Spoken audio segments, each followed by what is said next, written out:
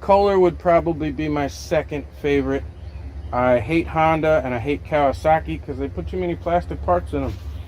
But that's neither there nor here. So the customer called me up. He's a regular customer of mine, not because I don't repair his stuff well, because he has multiple machines. And he asked me to come out, take a look at this thing. The belt, the drive belt, had shredded itself. And you know, it's pretty typical on these riders. Drive belts down here. It's a 2-drive system. I don't know if you can see that, but this is one drive belt and this is the other. So I first put on a new one, which doesn't take too long, and started it up, and it started making some crazy noise, and I could smell the belt burning. So when that happens, you shut it off immediately. You stop, you think, what did I do wrong? I'm the one that installed it, so what did I do wrong? Well, the bottom line, without too much further ado, is it wasn't my fault. Upon further inspection, what I found was this. This is your variable speed drive pulley. Now this is on dozens of machines, and it's a floating pulley, okay? So your bottom belt that attaches to the motor up in the front and through all the pulleys along the body, that goes on the bottom here. And then the top belt just goes into your transmission so that you can drive. So one powers the unit and the other one is to be able to move it. And what had happened was, I couldn't tell at first what was going on until I realized, check this out, so that you can drive. Put the camera down. So one powers the unit and the other one is to be able to move it.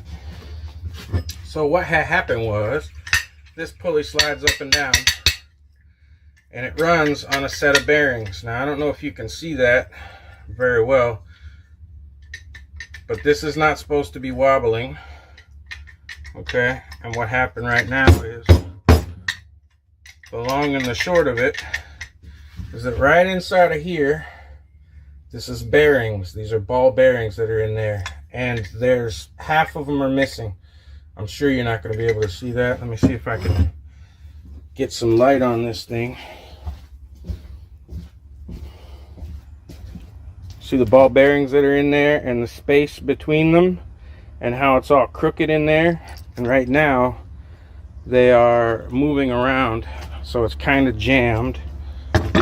But that is supposed to be the same amount of space all the way around, and they're supposed to be ball bearings all the way around touching each other.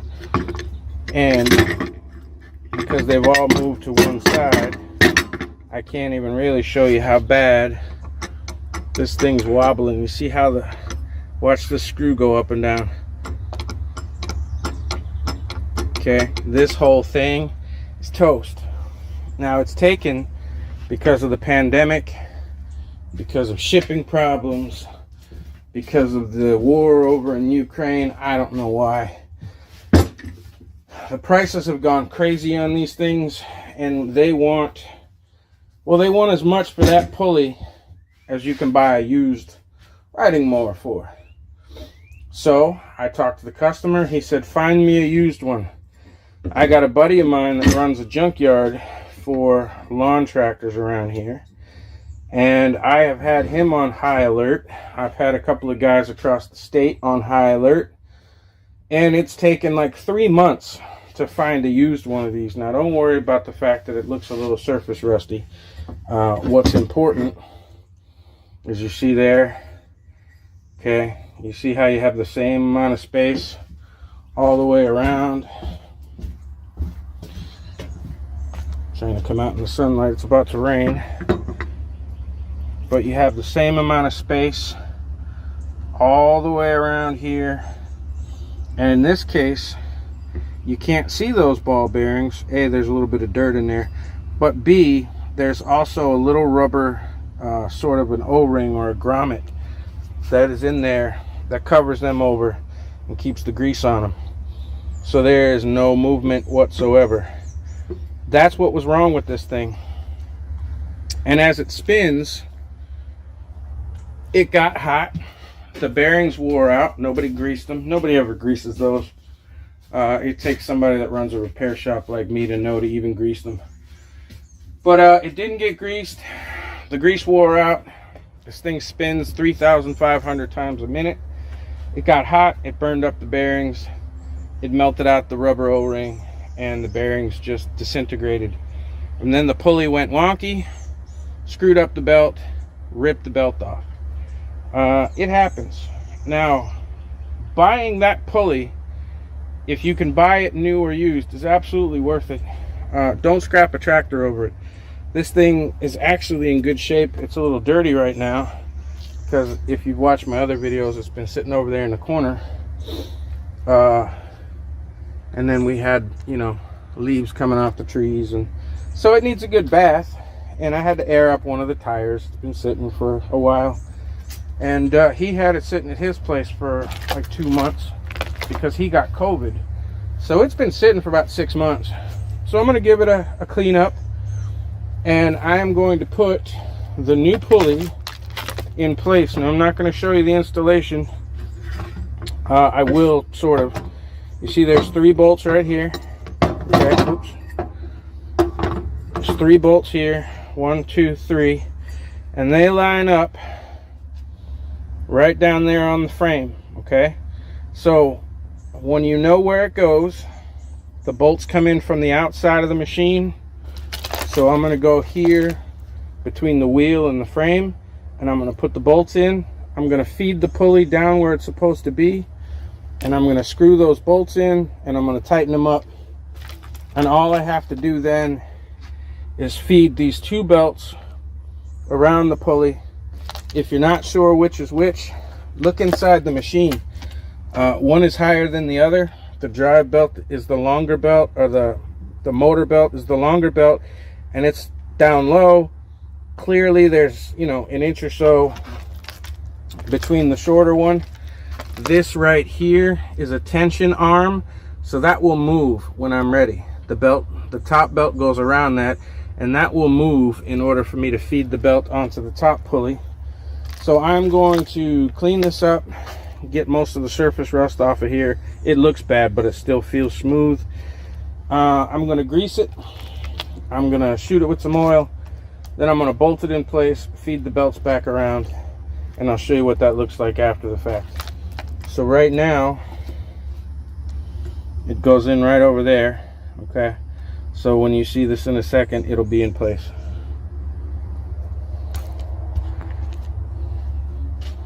Come on, stop.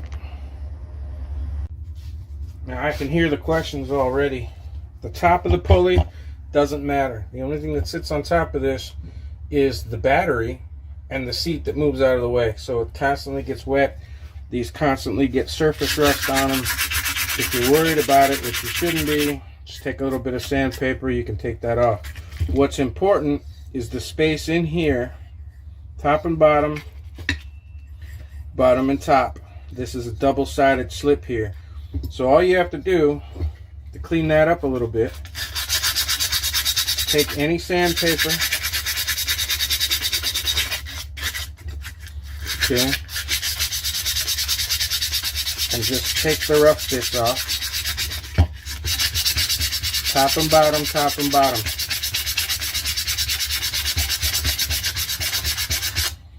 Okay, it's still smooth as a baby's buttocks in here, but you can see that little surface rust comes right off, no problem at all.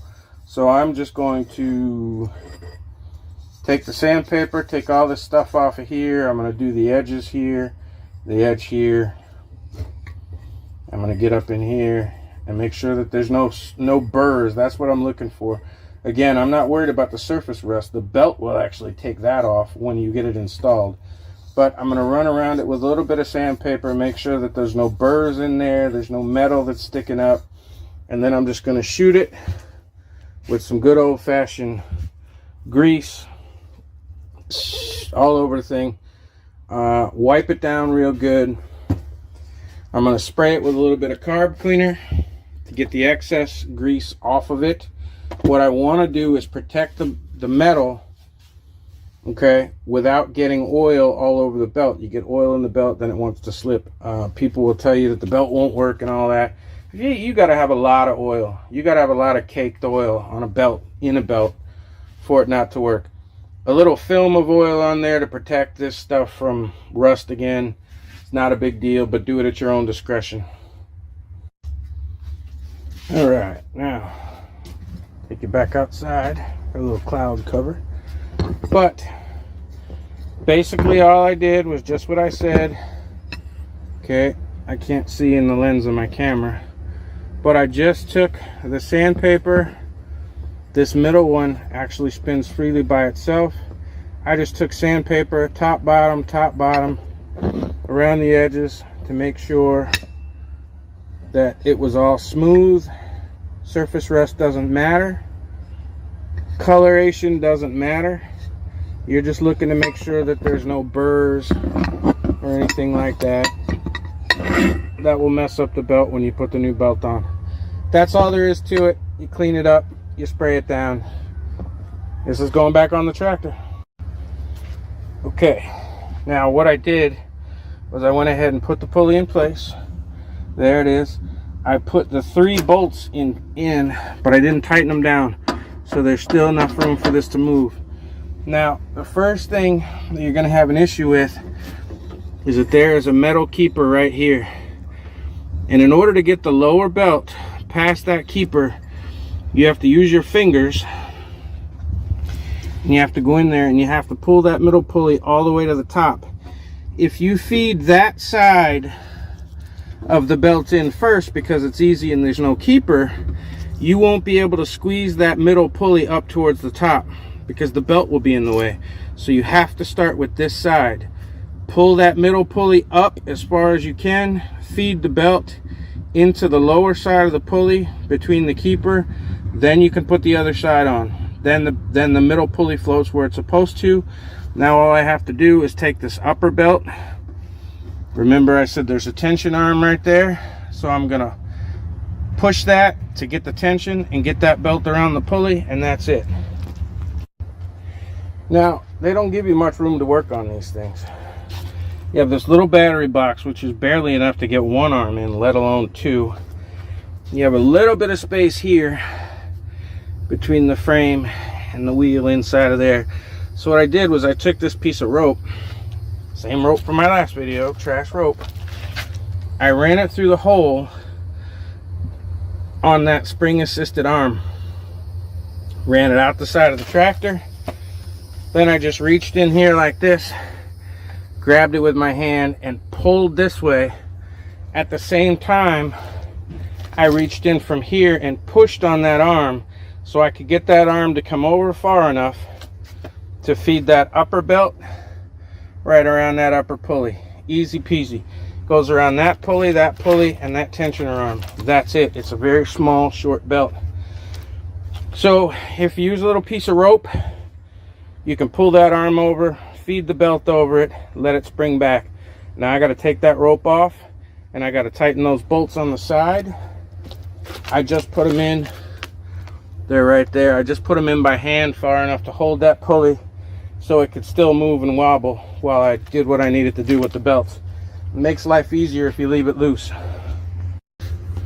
Now on this particular tractor, the bolts in question are 1, 2, 3. That's it. That's what holds that entire pulley on right there, those 3 belts. And you can see it's between the frame and the rear wheel on the left side if you're looking straight at it. Now I got to take this rope out of here. Pardon me for a second.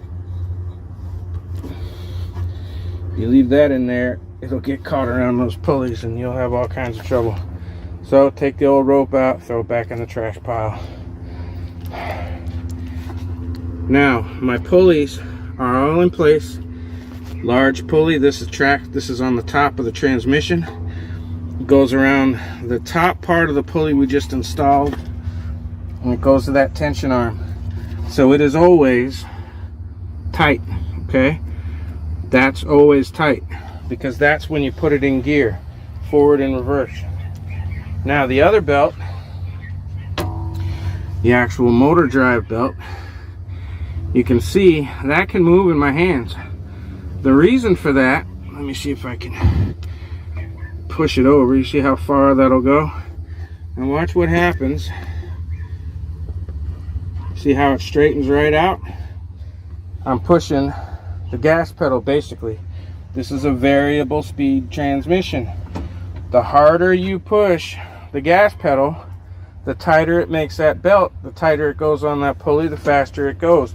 It's just that simple. So when you're done testing it, there's really not any way to mess up the belts. One belt that goes around the top is only about, I don't know, I think 26 inches long. So it's about the size of a large pizza. And the other belt has to be long enough to stretch from the back of the tractor all the way up to the front. It's 98 inches or something. So you really can't put the right belt in the wrong place. There's only one place for it to go. There's only one way for it to go. So all I'm gonna do now, and here I'm using the same clip. I use this for everything. I used this in my last video to show you why your machine won't start after the winter time. And you go out in the spring to cut your grass for the first time and your machine won't work. Use that tool or the same piece of string that I just used on this riding mower to fix that problem. So don't tell me that you don't want to invest in tools, okay? Don't tell me that you don't really have the knowledge. This ain't rocket scientist. Those bolts, just tighten them, crank them down. You don't need specs and you know, torque wrenches and all that crap. Just tighten it down. All it is a frame that holds a pulley in place. That's it. And to fix this machine, I used one tool, a 10mm socket, which I know everybody has a little socket set, okay, or a box wrench. You can use a regular old wrench, 10mm, to take those 3 bolts out right there. I used a piece of rope to pull the tensioner over to get that belt off, okay, and I used that little clamp you just saw just to hold these wires out of my way, because they were, you know, they drive you crazy. They're always falling in places you don't want them to fall, and they're in your way. So now I'm going to put my little battery box holder thingy back in place, okay. This is really difficult to install, so you got to pay attention here. All right, it slides in there. You got to make sure that your wires are free, negative and positive, for your battery. And make sure your little rubber cup is up high enough you can get to it, okay. And now your battery box is installed. Real difficult, right? Not even any tools required. So I'm going to reinstall my battery. The only other tool I'll need is a wrench for these nuts. I'm going to put a little grease on them too, to tighten those leads onto the battery. And then we're going to, I don't think it's going to start. It's been sitting for 6 months. I'm going to turn it over, see if I can get it to start. If not, I'm going to have to pull the carburetor off and clean it, which I totally figure I will. And that gas is 6 months old, so I'm going to drain the old gas out, clean the carburetor, and then I'm going to start it up. And we're going to drive this thing around for a few minutes and let you know that even though I talk a lot, and this video is longer than it should be, it's easy to fix the things on your tractor. Don't let an expensive pulley that's hard to get to intimidate you. I used one tool, one wrench, one socket. That's it. A piece of string. It's done. I do these videos this way even though I have tons of tools and I have projects going on, and you know, I have tons of everything. I do these things with stuff that you might have laying around your house. I know you got a piece of string, and I know that you've got a 10mm wrench or socket, and if you don't, your neighbor does. So I would charge, under normal circumstances, to replace this, it's about 2 hours labor plus the part. But like I said, I charge between $50 – $60 an hour for labor. So it would have cost him 120 bucks plus the part just for me to fix this thing. You can save yourself a lot of money by watching my videos. Please hit the thumbs up button or the thumbs down button. I don't care which. Just show YouTube that you're interacting with my videos. If you haven't already, hit the subscribe button. Please help me reach 1,000. And my channel's been taking off a lot real quick, and I appreciate every one of you that watch. See you soon. Okay guys, I cheated. I did this off camera to make sure, but let's start it up and take it for a ride. The deck has not been put back on yet. Clearly it's standing over here. I've got to clean it up, get some stuff that's wrapped around the blade off, and reinstall it. But we are testing the pulley that we installed, which works both the drive pulley and the deck and the transmission, not the deck belt. That is a different belt, so we don't have to hook up the deck and all that. Just make sure nothing's hanging down from underneath. That's the engagement lever spring right there for the deck. Make sure that's not hanging down. Make sure nothing's in the way. And let's see if this pulley is going to work. You should be able to see it right around. You're looking to make sure, don't listen to the engine. The carburetor needs to be clean so it doesn't run the greatest. But you're looking to smell burning of the belt. You're listening for sounds, grinding noises, things like that. Let's see what happens.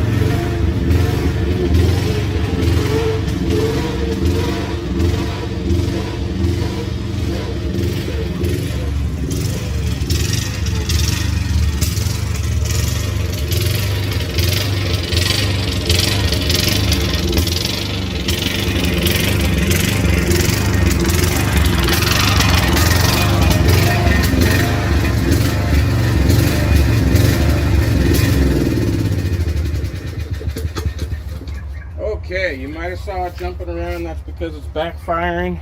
Believe it or not, that fuel has not been changed. I did not drain the old fuel out because I wanted to see what kind of situation we were going to be in.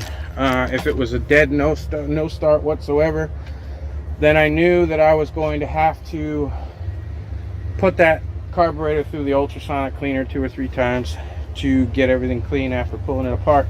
But thankfully, my man Carlton uses non-ethanol fuel. He goes to the gas station that around the corner that actually sells non-ethanol fuel. So even though that fuel is 6 months old, it didn't have ethanol in it, so it didn't go bad yet.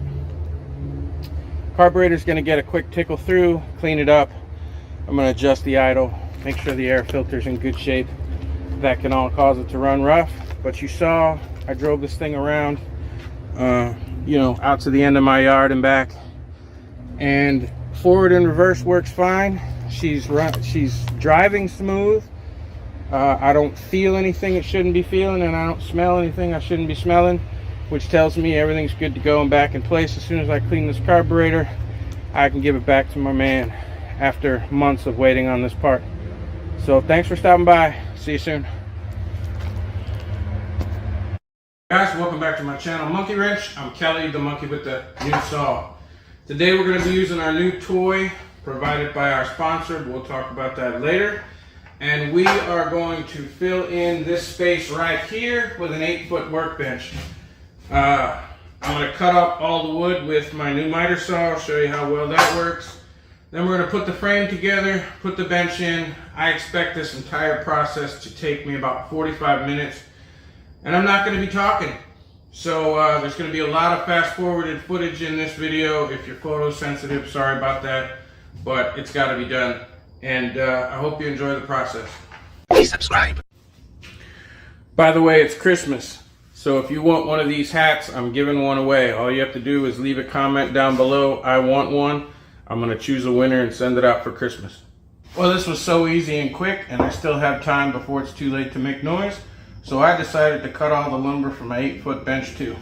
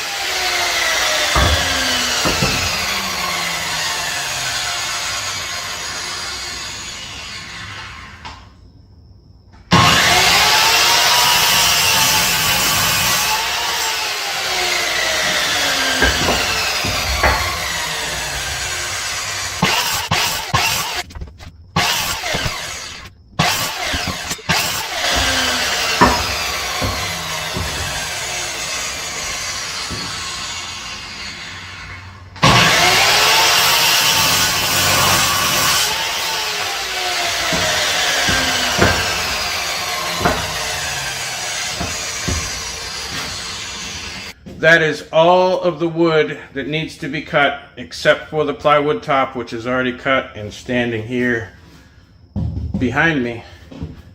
Having a miter saw makes life so much easier. That took me less than 10 minutes. And I got everything cut before it was too late to make noise. You can't make noise after 9 p.m. I just want to take a minute to thank the sponsor of today's video, Cashapp. Don't fast forward this part. They reached out to me and offered me this compound miter saw, which you'll see being used in this video exclusively to cut all of the boards for today's project. This is an 8-inch blade. It comes with a dust cover. It comes with an extra clamp here to clamp down your materials. It's easy adjustment on the back. You just give the handle a twist. You can tilt the saw sideways.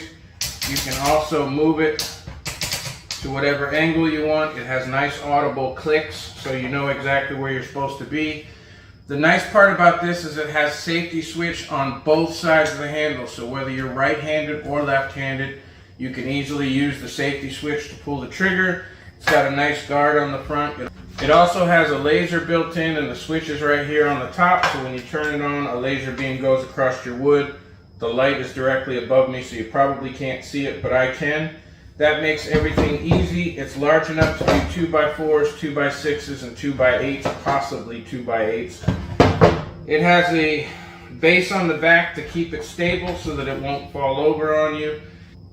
This thing has everything that you need for small projects around your shop or your home. It cuts wood very nicely, which you'll see in the video. The links will be in the description of this video. Make sure you go and check them out. I am not sponsored by them. I do not make any money. If you purchase this saw, however, I'm happy with the saw. I really am. You can easily change the blades. It has a blade lock on the back.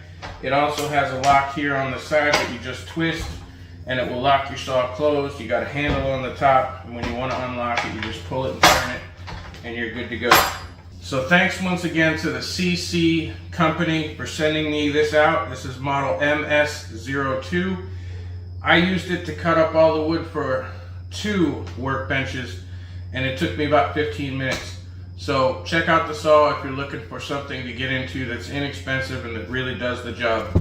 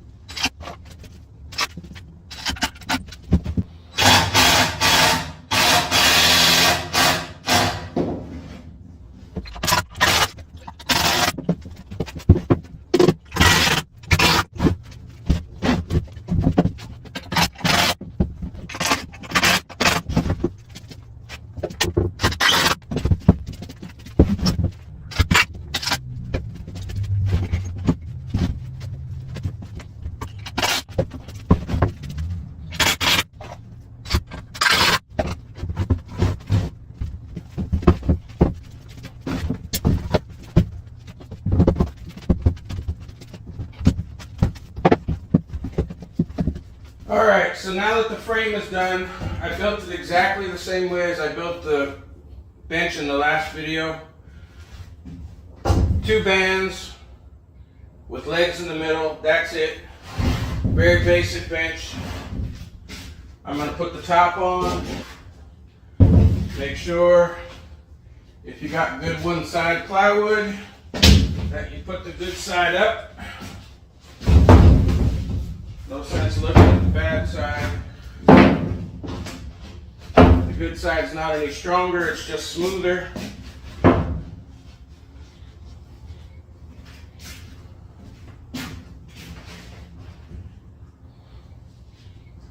And if all my cuts are good, which they are, it lines up with the store cut. At the big box store, they use a track saw. So they use factory edge, and then they use a track saw, straight and level.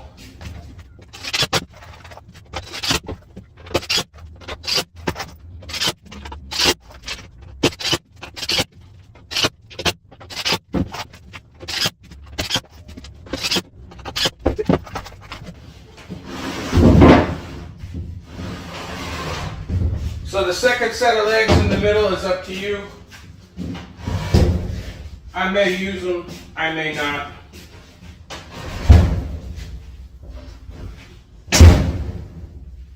The other thing you can do, what I probably will end up doing on the back side, is drilling through the boards and attaching it to the wall. These are galvanized steel studs, but you can see that they're C-shaped, they're hollow. So I can just drill right through there and put a nut and bolt and put 2 or 3 nuts and bolts across the top and the bottom. Make sure that thing stays against the wall, because like Can-Am Rider and a few other of my viewers have said, one of the first things I need to do is get pegboard on the wall so I can hang some tools. Now, I'm not a huge fan of pegboard. In fact, I really don't like it. It always reminds me of looking at Band-Aids for some reason with all the little holes in it, and I just don't like the look. However, when I decide how I'm going to hang my tools, I'm going to put something up there, be it 1/4-inch plywood, so I can make some tool hangers out of wood, make some nice woodworking stuff. I don't know. But for the moment, we've now got a workspace that fits perfectly in my space, leaves enough room for my rolling tool chest, which you can see I've set up now to get everything off the floor. Where my tool cart's gonna live is probably right over here where that bench is. And then this bench, oh, I can show you that. The main reason that I like to build my smaller benches on wheels and be modular is because look at that. I've got another workspace. Now, don't mind this, there's 2 pieces of plywood on here. When the one piece of plywood comes off, and everything's not being a pain in my dick,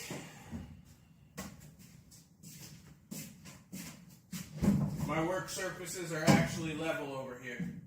So now I've got an L-shaped bench if I want it.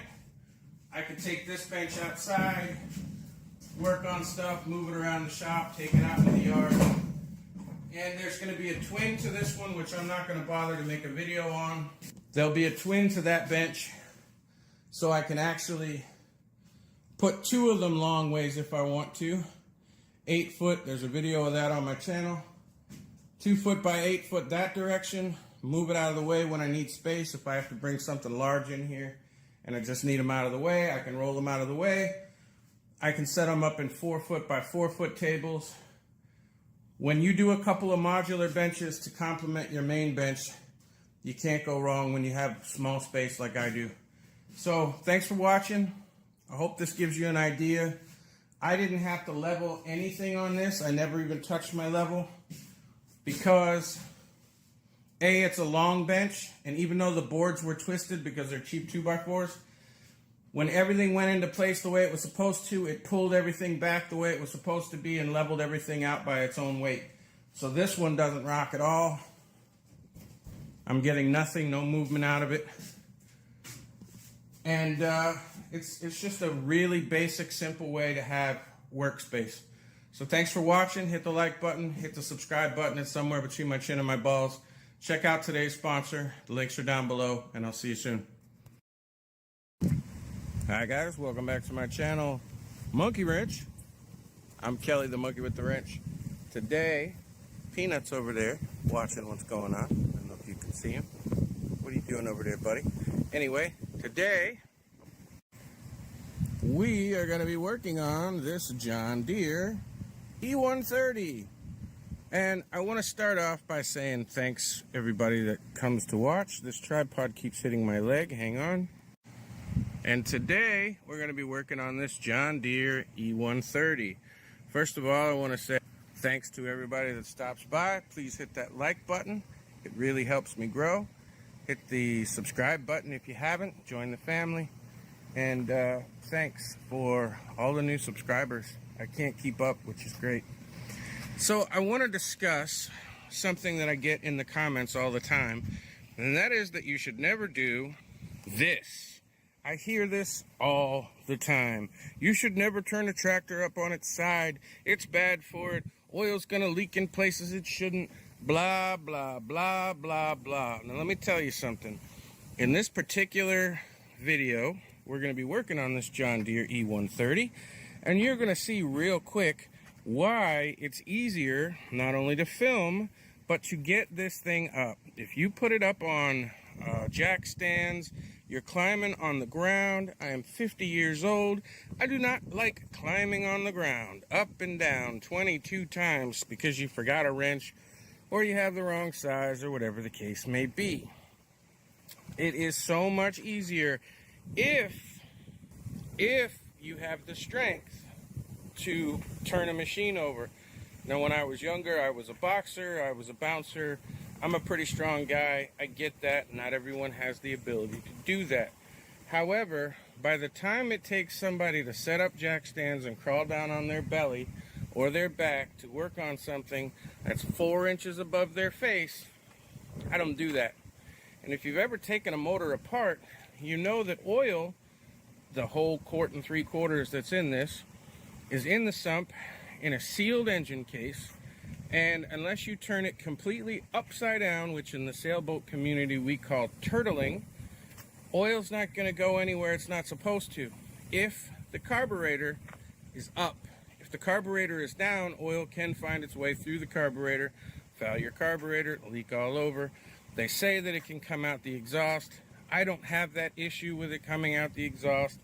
On this particular machine, the carburetor is not on one side or the other. It's actually in the front.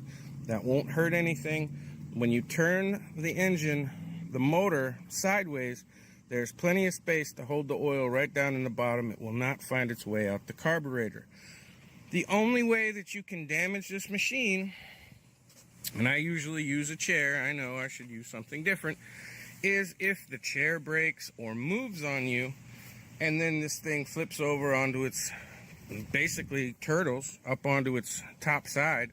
You could break your plastic hood. You could mess up your steering wheel. You could break off your seat, that kind of thing. So I'm not telling you to go out and do it like this. I'm telling you this is how I do it. This is how I do it so I can film. This is how I do it 10 times a week. And not once in 30 years have I had an issue that wasn't my fault. The chair that I used moved out of the way, the thing fell over. Didn't cause any engine problems, but it can cause, like I said, a break in the hood, messed up steering wheel, busted off seat. So be careful if you do it this way. I do not recommend that you do it this way, but this is how I do it. And it doesn't hurt anything mechanically. So, having said all that little rant in the beginning, keep those comments coming. I love them because every time you leave me a comment, it shows YouTube that you are interacting with my video, and they don't care whether it's a positive comment or a negative comment, and neither do I. It doesn't hurt my feelings at all.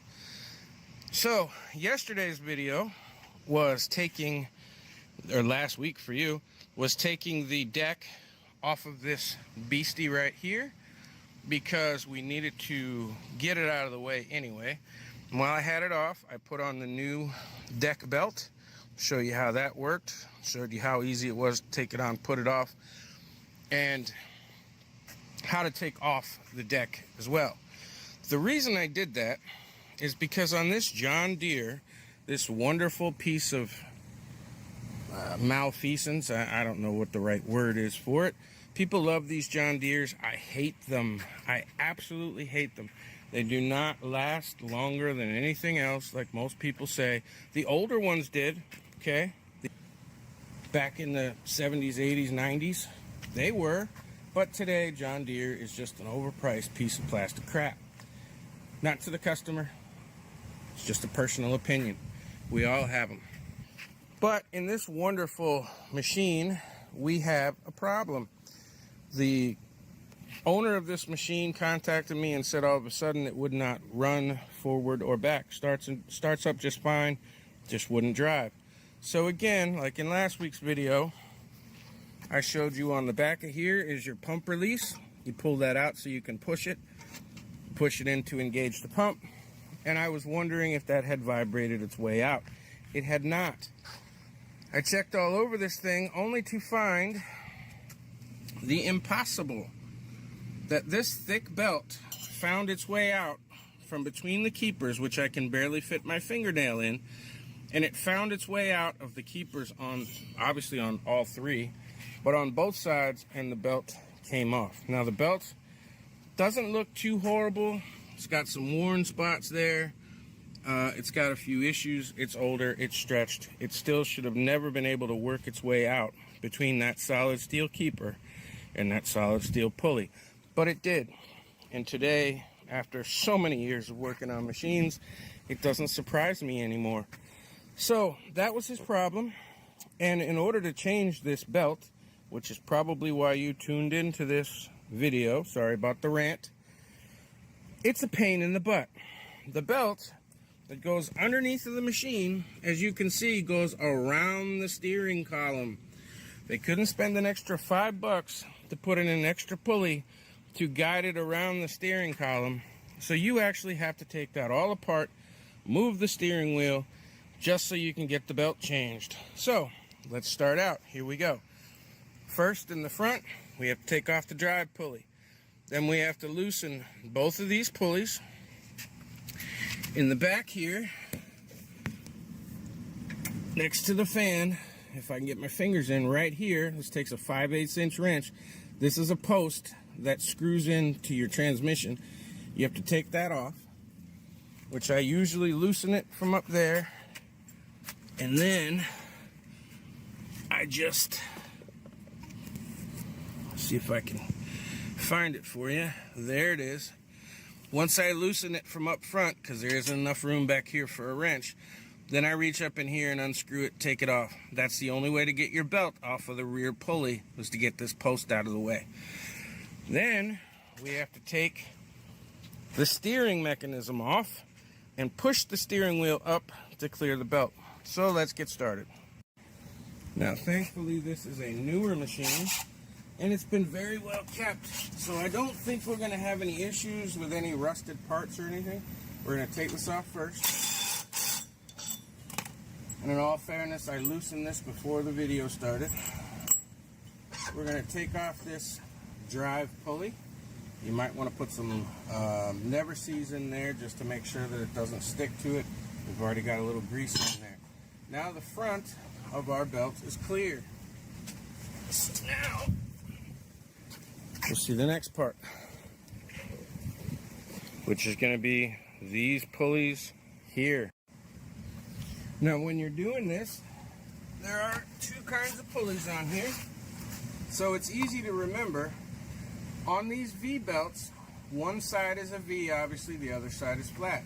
The pulleys are the same way. One is flat and one is V. So you always know the flat side goes around one pulley and the V side goes in the other. The V goes into the V to bite onto it. So you shouldn't have any issues remembering how to feed this belt. Now I just loosen these pulleys so that I can get the belt out.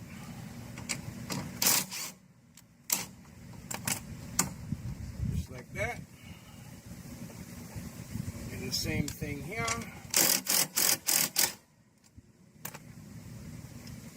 Just like that.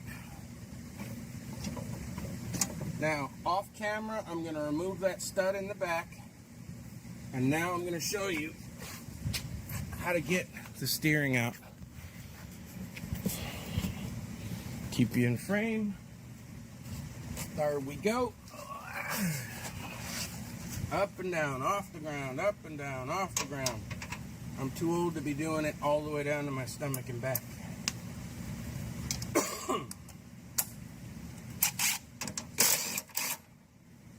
Take that nut off right there.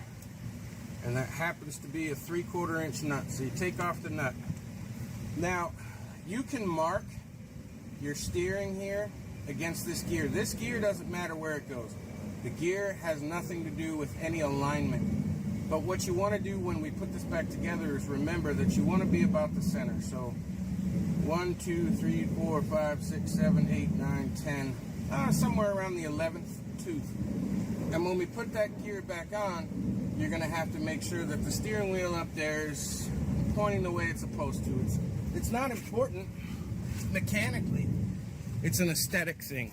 It's the way it looks, and your customers will care. Now, the only reason that I pre-loosened this front drive pulley is because sometimes it's on too strong for my impact driver, and other times it's rusted onto the shaft, and I didn't want you guys to have to watch that if that was the case. I got lucky, came right off. Now we're going to take this gear right here up. This is just a gear with teeth on it. There's nothing special about it. Just pry it off.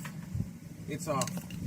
Inside of the gear, there is no teeth. There is nothing to worry about. This is a spline situation, and these are splines. So when it goes back in, it doesn't matter where it goes on this spline shaft. That doesn't matter. The only thing that matters is making sure that your wheels are straight and that your steering wheel up there aesthetically is straight when you do it. Because it's on the side, the wheels are always going to be straight. Now we have to get a hammer and push this steering up. Let me get a hammer. Alright, let's see if we can persuade this. Make sure that if it is on its side that the steering wheel isn't touching anything. Because if the steering wheel is touching something, then you're going to be trying to beat it against the chair.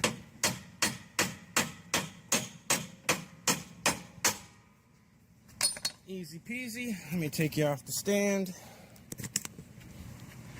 And what I mean about aesthetics is you want to know when you put it back on that the John Deere symbol or anything else is facing down. And clearly the last person to do this didn't do it because it wasn't facing the right way. So when you put it back in, you're going to want to turn it and make sure it's going the right way. Now, there is nothing that's going to fall out of here. There's nothing that's going to fall out of the way. So just pull the steering. I pulled it a little too far to show you guys. So I'm going to have to find that hole again to put it back through. But once you get that out of the way, see if we can get you out of there a little bit. The last thing to do is going to be for me to pull that stud that I showed you next to the fan. Once I do that, the belt is free and I'll bring you right back, because that's going to take a while. Now, I know my ugly behind is going to be in the way, but you cannot see up there. You cannot stick your head far enough in one direction to even see that. I can barely see it with my left eye. So what I like to do is take the wrench and go in from the front side, take my hand and go in and find that post, and I take the top of my 2 fingers, put it on the nut that's on that post, put the bottom against it, and then use that as a guide to be able to find that actual nut part. so that I can unscrew it. And remember, righty-tighty, lefty-loosey. Once you get it far enough out, then you can just use your right hand and go up. I'm unscrewing it now. Oh, we caught a harder spot.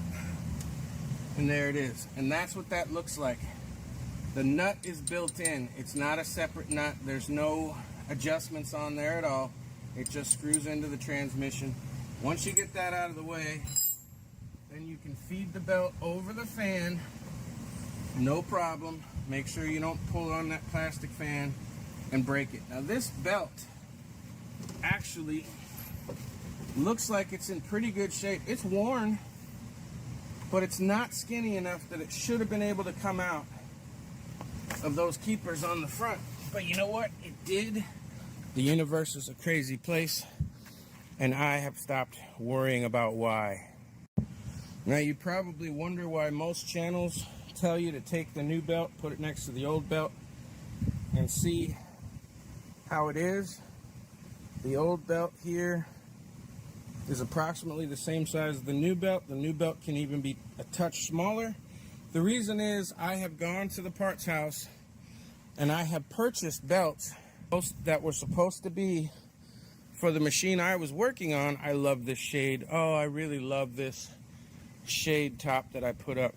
It makes life so much easier. The breeze is blowing. I've gone to the store and given them the numbers of the machine and said I need the belt, and brought that belt back to the shop and found out that it was way off.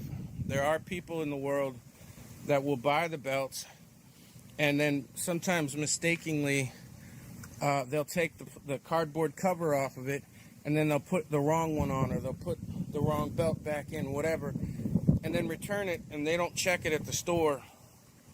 And so what you end up with is the wrong belt. So before you feed it all the way back onto your machine and find out at the last minute it's the wrong belt, just double check it while you're there. So now I'm just going to reverse the process. I'm going to let this run while I do it. So if you want to fast forward through the video, that's okay.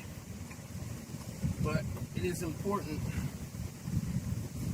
sometimes to show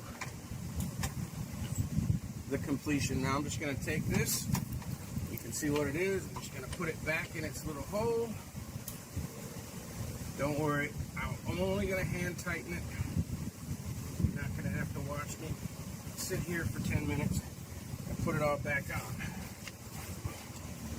Now I'm going to take the belt and I'm going to feed it up through here. It goes on top of everything, so you don't have to worry. And then I just wrap it around there for just a second. Now I've got to feed it back through my pulleys. The V side is up. So I'm going to put it back in that pulley. I'm going to put it back in this pulley. We're going to reseat those pulleys. That's it. Was that right? Yeah. Flat side, V side, flat side, V side. You're supposed to let me know if I'm doing something wrong. We're going to tighten these back up. Oh, that's not the right one. That's not it. This, by the way, I'm using a 15 mil. As long as they still move freely, you're good. Make sure it's seated. Still moving freely, good to go. This moves when you take the brake off. This whole thing will move up, it'll pivot up, and that's what puts pressure on this belt and tightens it up. So in the meantime, let's move the camera so I can show you what I have to do now. You see that I've already pushed the steering column back through the top there. I left it up far enough to get the belt past it. Now all I have to do is feed it into that hole. And that can be tricky sometimes and sometimes not. Now on this side of the machine, this is what I was talking about. When I feed the steering wheel through, you can't really see it, I'll show you after, but you want to make sure that the steering wheel is tilted where the two at the top are even, the one at the bottom comes down on this model, and the John Deere, the actual deer, is facing you like you should be able to see it. And we're just going to feed it back in that hole. Bear with me. We're going to feed it back into that hole.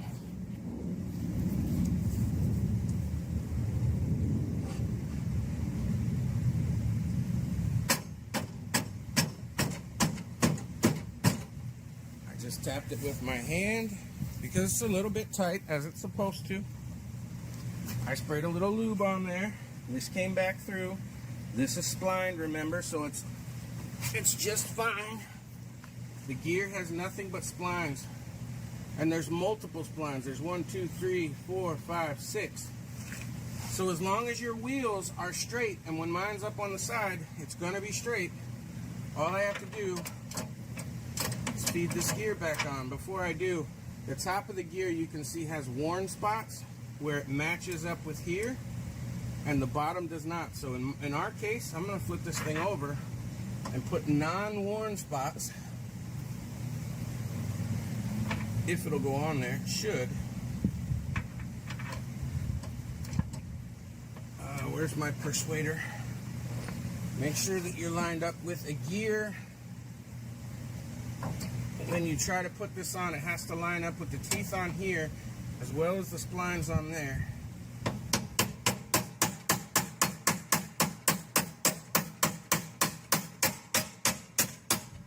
Now, because I'm tapping on it, it's actually pushing that steering wheel back up. And this is where the fun part is trying to get this thing to stay where you need it to stay. Great John Deere crap. Kick the gear off. So let's do this again.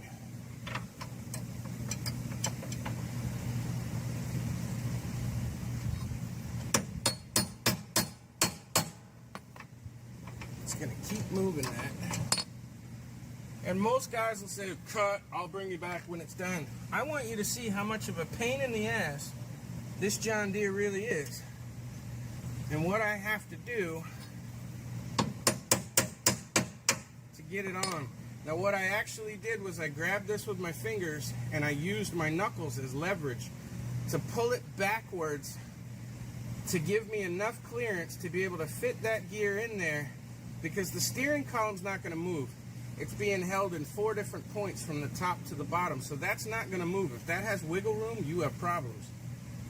That's another video. So in this case, I used my fingers to move this part here. Okay, that's loose too. I'm going to have to see if that needs to be tightened at all. And then I was able to tap the gear past and make everything mesh. And now I can put my nut back on. Be careful tapping on that thing too. You could actually mess up the threads. I only hit it a couple of times, but it should be fine. If not, I would have to get out my tap and die set. Oops, go the right way, dumbass.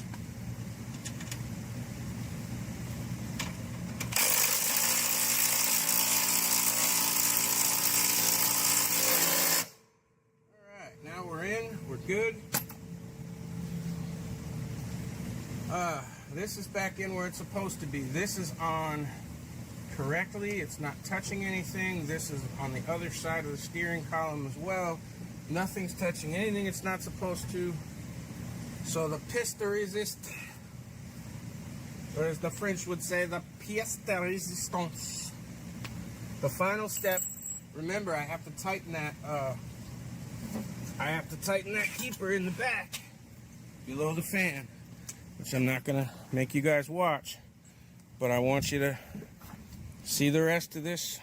You probably couldn't see me tapping that, so I'm gonna have to check that. I'm not doing it again. I hope you could see me put that gear back on. And the last thing to do, there is a spline on the inside of this, and there is never sees in here. So find the spline so you can start in the right spot. I usually put the pulley through the belt first till I find the spline, leave it out far enough that I can get the belt on it, and then you have to squeeze the belt together while you're pushing the pulley into place so that it stays inside of all three keepers. And once you've done that, you can take your nice long bolt, put that back on there. No, I do not put Never Sees on there. And I don't put Loctite on there, ever. Never put Loctite on this bolt. I know that people say you should. It can reverse out. If you are doing regular maintenance once a season or so on your machine and you're checking it, it's never going to come out. But I can tell you, working on 10 to 20 machines a week, when people put Never Sees on here, these bolts get stuck, okay? And then most people don't use an impact, they use a ratchet. They put too much torque on it all at once and they shear that bolt. And then they can't get it out of the stupid machine, the motor. Then they screw up the crankshaft. They have broken bolts. I just had a call last week. A guy broke off the bolt in this thing and he wanted to know if it could be fixed. The problem wasn't that it broke off out here at the tip. It broke off inside the crankshaft, which means you have to drill it out, you have to tap it, and it gets messed up. And I've done that before, and as soon as I put it back together, it's sheared right off again. So don't put Loctite on these things. Do maintenance on your machine. Check it every once in a while. Make sure it's not coming loose. Just like this is coming loose, I just want to make sure that that's supposed to be where it's supposed to be. I believe it is. I believe it's for movement. Yeah, so it is. So I'm going to leave that. But in the meantime, now if I let off on the brake, you'll be able to see that that belt, that loose belt, will tighten up. Tighten up. So I'm going to release the brake. You see how this pivoted and it put tension on the belt. That's exactly what it's supposed to do. When you hit the brake, all you do is pivot this up and take tension off of here so that it stops driving. That's it. So I'm going to go ahead and tighten. Where's my finger? I'm going to tighten that last post, and I'm going to tip this thing back up, and I'm going to go ahead and put the deck back on it and call the customer and tell him he's good to go. He also wants new blades, so we got new blades for the deck. I've done that on 100 videos on this channel. So I hope, besides my ranting, that this video helped some of you guys to understand that there are a lot of things out there. You will hear from people and they'll say, don't do this or don't do that, and you should do it this way and you should do it that. You should do it whatever way works best for you, even if it doesn't work best for 90% of the other people. In my opinion, flipping a machine up on the side was scary the first couple of times I did it. Now I do it several times a week. I have customers that have been my customers for years, so clearly I'm not losing business by screwing up something and people not telling me about it. Do things the way that make you feel the most comfortable. Clearly, if you are a skinnier person, 160 pounds, 180 pounds, I wish I was you, because damn, I'm fat. You may not have the body strength to be able to lift that machine up on its side. And remember, once it gets to a pivot point, all of the weight wants to go the opposite direction. So you not only have to have the strength to lift it up, but you have to have the strength to lower it down slowly without breaking anything. So this may not be the way for you. When I get my new shop, which hopefully I will, links in the description if you want to help donate to that. I'm trying to raise a little money. I'm going to have an overhead setup with a winch on it, so I can just put cable on the front of the tractor and lift that sucker straight up like that, so that I can work on it from here and lower it back down. But for right now, I don't have that opportunity. So please don't try this if you don't have the strength for it. Let it be known, I'm having a complete brain fart, that you can break this thing if you allow it to roll completely over. You break your steering wheel, all kinds of stuff. So get a friend to help you, or use your jack stands if that's the way you want to do it. But I guarantee you, flipping it over is not going to hurt anything as far as engine-wise and oil and gas and stuff going places it shouldn't go. Now, in this case, too, the gas, I already checked, the gas is not leaking. So if you do have to flip one of these things up, you may want to drain the gas first, which I normally do if it's going to leak, because gas will find its way out of the cap. Sometimes you can use like plastic and then put the cap on to keep it in, but this one didn't leak, and most of the time I drain the fuel. So keep that in mind. After you set this thing back up where it's supposed to be, leave it set for at least a half an hour. Let all the oil drain back where it's supposed to be, just so you don't have any issues with dry start. Let me know in the comments what you think. I'm always open to new ways of doing things. So if there's a better way that I can film and show you guys everything, not have to crawl on my belly 42 times an hour, and not have an overhead winch to work with, well, you let me know. And otherwise, thanks for stopping by. Hit the subscribe button. It's somewhere between my chin and my balls, and I'll see you on the next one. Okay, and just to show you that I do have a little editing skills now that I have a new computer, let's just see if this sucker is gonna run. What do you think?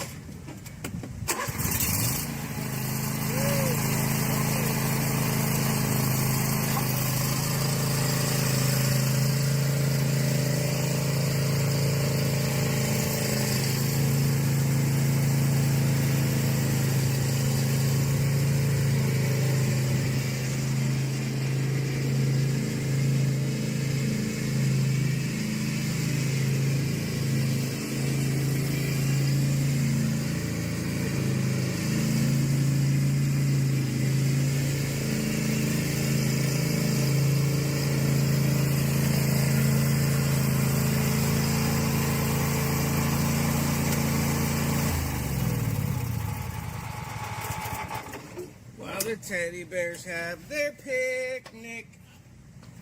Okay, so you can see that works just fine. Now that puff of smoke you saw when it first started up was because I had it tilted up on its side, just like a push mower. You always get a puff of smoke in the beginning because a little bit of oil does go somewhere, but it goes right away. It doesn't hurt a daggone thing, and this thing runs and drives. Hopefully you saw me playing around in the yard for just a second.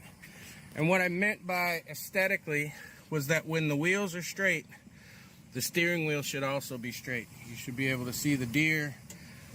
Steering wheel straight, wheels are straight. So I'll leave you to it. Hi guys, welcome back to my channel, Monkey Wrench. I'm Kelly, the monkey with the wrench. Today I'm going to show you a trick you might not be aware of.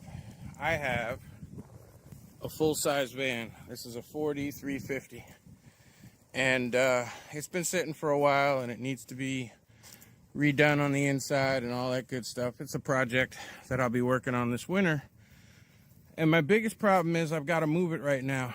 I had the new shed delivered, and I need to get this back into the backyard. The problem is my battery's been sitting for so long, please subscribe, that it's dead. It's so dead I can't bring it back. And I can start the van no problem with a jump pack, but without a battery that's got juice in it, the van won't stay running. The computer inside, the ignition system, if it doesn't have constant power, it won't run.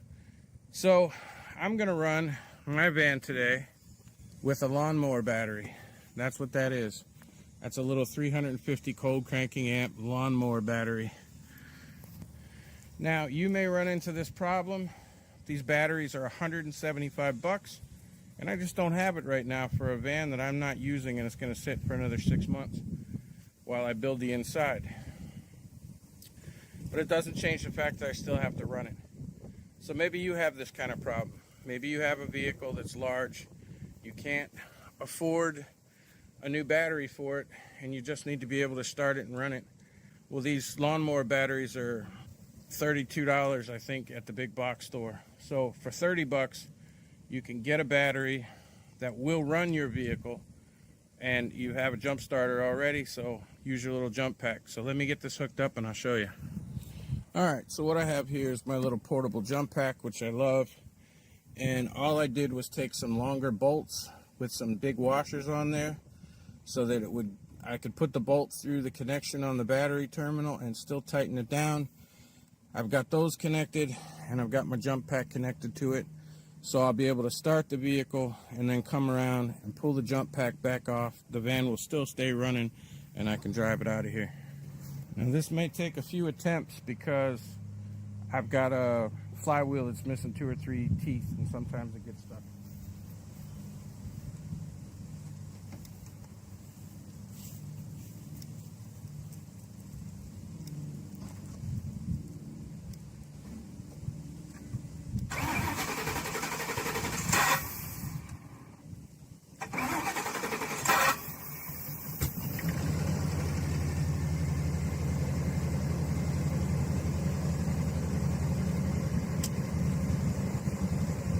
And there you go. It's running on a lawnmower battery. Now I can drive it the hell out of here.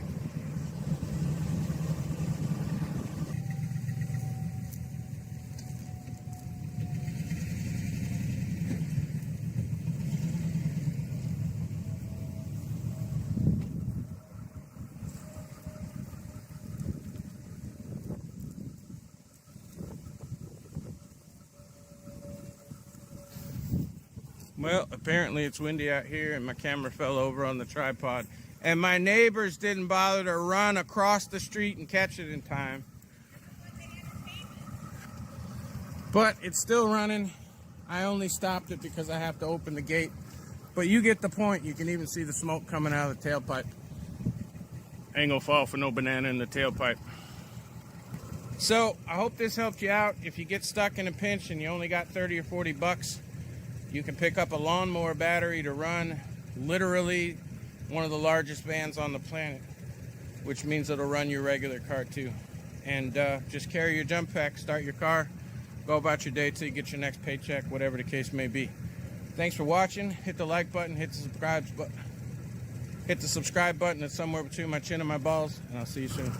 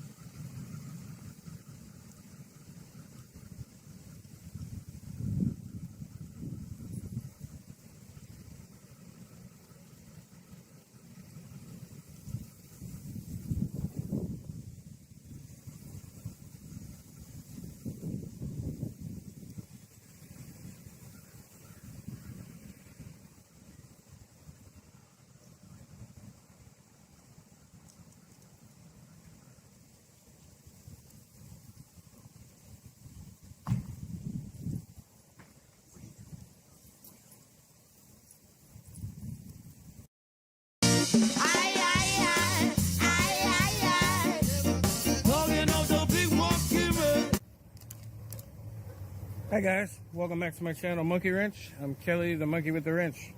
How'd you like that new little intro? One of our subscribers sent that to me. Thanks, Sparkplug1. It's pretty cute, and it's actually one of my favorite songs from a long time ago. It's actually from a movie called Run, Fat Boy, Run. So anyway, I'm the Monkey Man. Today we're going to be working on this John Deere L130 automatic. This is an older John Deere. And quick history, the guy that brought it to me is actually a regular customer of mine. He's got many machines, he's got a big property. And his father recently passed away. And this was his father's. And he wants to use it sort of to remember his dad. So he tells me, he brings it to me yesterday, tells me that it's set up here with a starter button. Turn the key, hit the button, nothing happens. He charged the battery. What we found so far is we've got no hour meter going on up here. We've got some sort of hinky wiring here. Somebody jammed a wire into a spade connector and it's all cracked and rusted. But the easiest thing to do on this, first of all, he's got a brand new battery in there, is to run a lead power from the positive side of the battery down to the solenoid. Now this is a starter that has a solenoid built in. So I'm gonna run power here and see if we can get this thing to kick. If we can get it to spin, then we know it's the brake's not engaged. It's a safety somewhere issue, and I can figure out what I have to sit on and push and do all that. If we can't get any juice out of the starter and we can't at least make it spin, then we know we got a starter issue. So let me get set up. Okay, all I've got here is just a hunk of wire that I have attached with alligator clips to the positive side of the battery. It should ground to something if we have a good connection and if there's power in the battery. So why isn't it?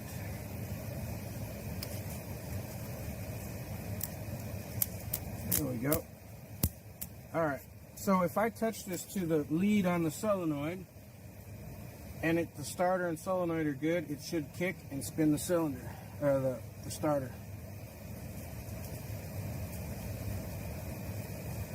But I'm getting nothing. Now I'm going to touch it to the starter itself.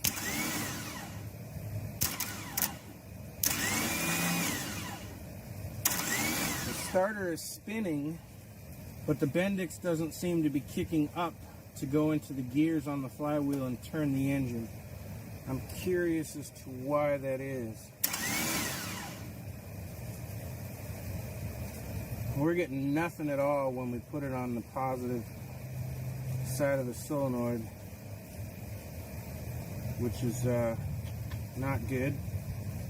If we touch live power to this, it should kick through the solenoid, close that switch, and spin the starter. No matter what. No matter whether the key's on, no matter whether the key's off, none of that will matter. I'm just looking, I don't know what this wire here is. That's coming off of that switch. But we're getting nothing.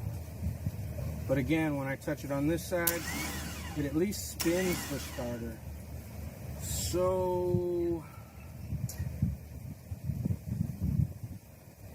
my first guess is the solenoid went bad on the starter.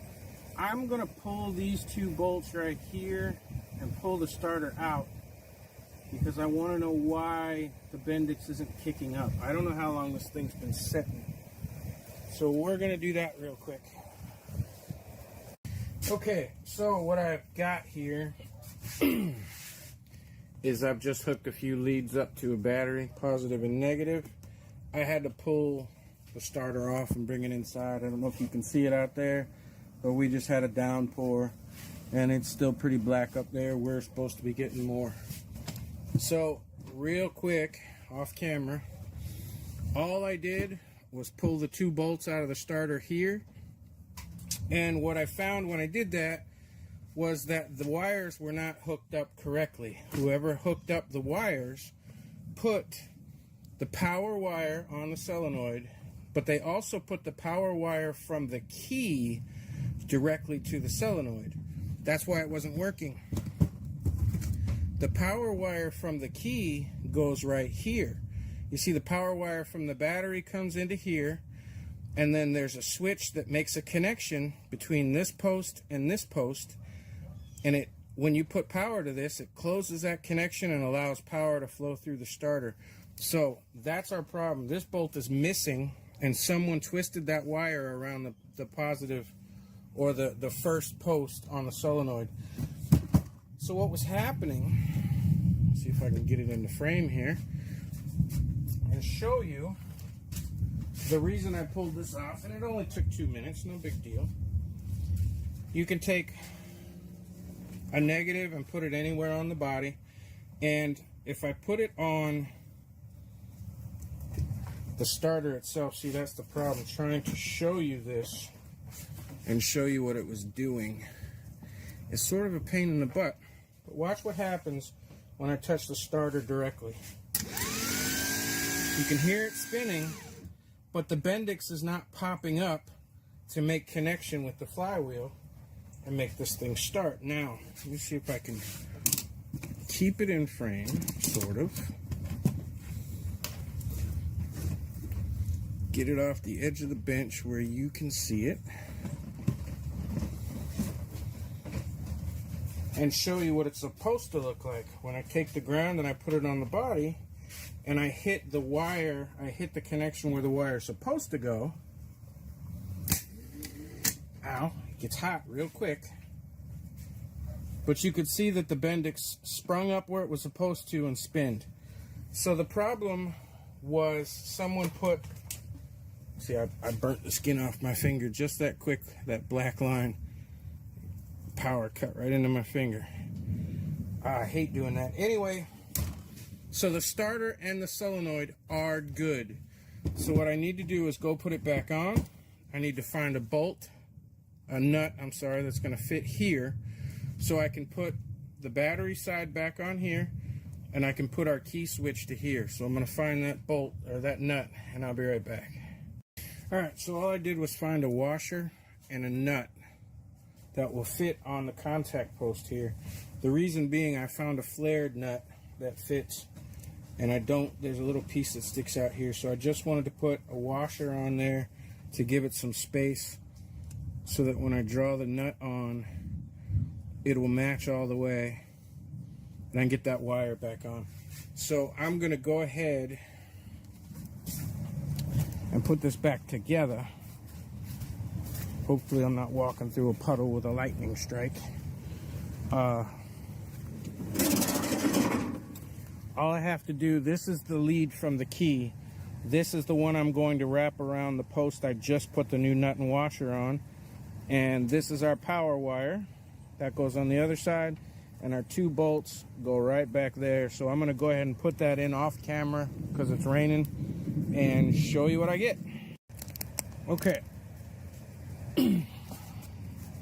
So I put our wire from our contact switch here to the correct post on the solenoid. I hooked our power from the battery back up to the solenoid.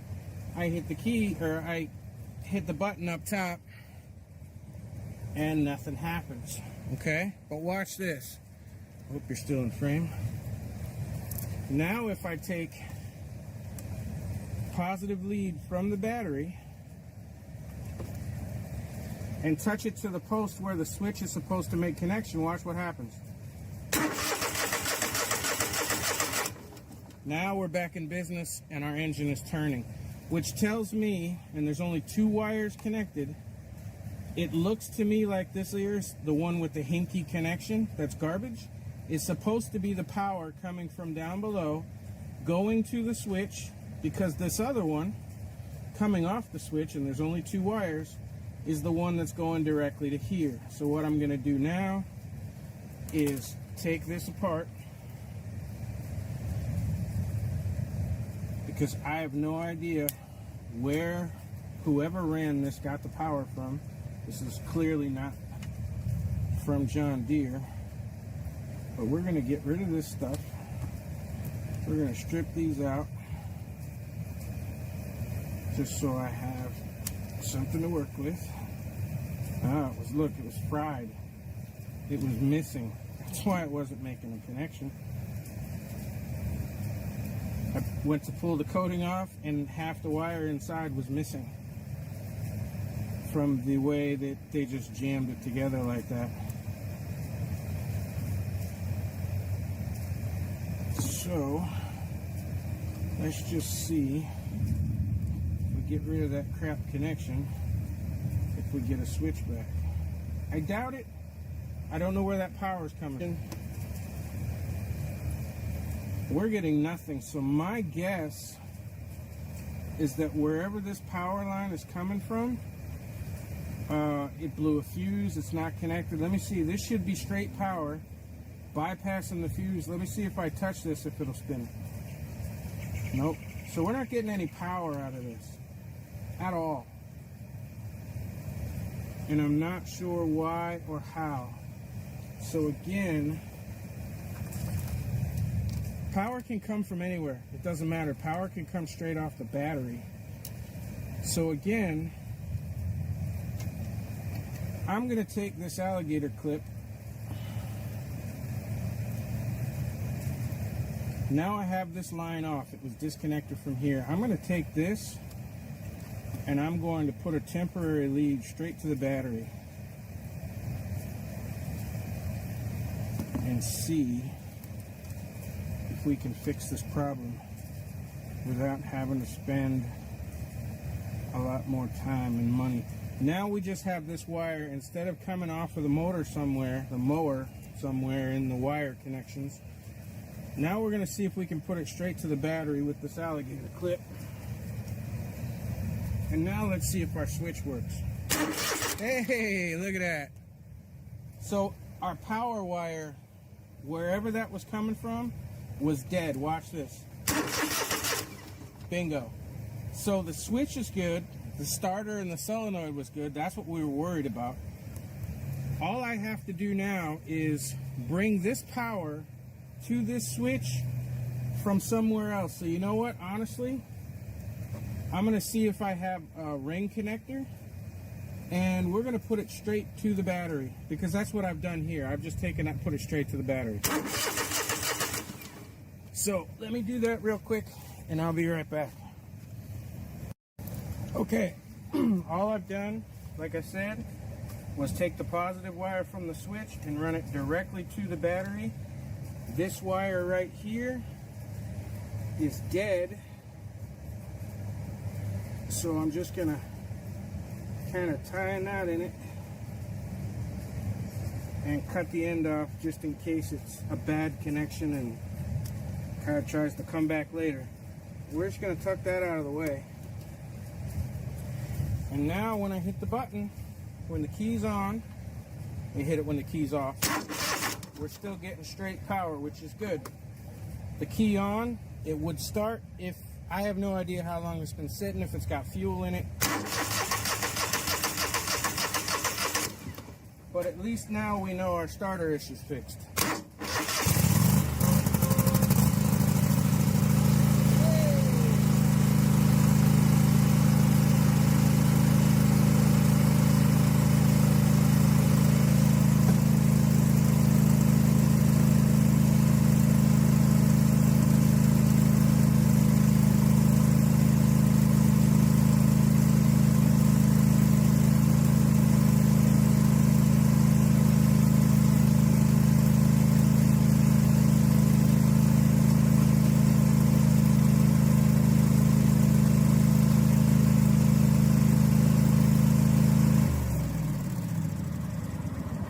Well, for now, we know she'll start and run. I'm not sure why it won't drive. I took the brake off. It's a hydro. Should be able to push the pedal forward or backward and make it run. But that's not what this video is about. So I'm gonna mess with this for a few more minutes and see if I can't get it to drive. I haven't looked underneath. I don't know what I'm missing, but it should drive. Anyway, now push button starter works. You should be good to go, and you can see that it starts right up, and it actually runs pretty good, so we don't have to clean the carburetor. So thanks for stopping by. Hit the like button on your way out the door, somewhere between my chin and my balls. Subscribe if you haven't. Thanks for stopping by. See you soon. And this addendum is just for the customer. I figured out why it wouldn't drive. When we took it off your tractor, we couldn't free roll it, so I remember I showed you how to pull that out to disengage the transmission. I pushed that back in and everything's fine. So we'll go ahead and just show you while we're at it.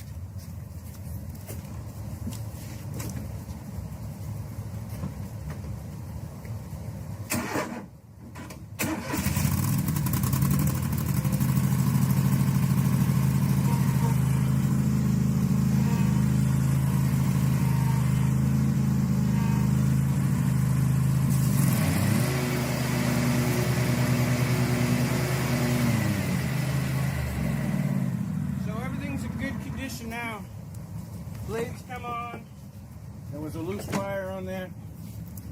I rewired the switch. Starter's good. And she drives, runs, and cuts. So you should be happy. Your dad took really good care of this machine. I know there's a little surface rust on it, but he actually took good care of the machine. So you'll get many more years out of using it, and who knows, maybe he'll be there on it with you when you ride it. So thanks for stopping by. See you soon.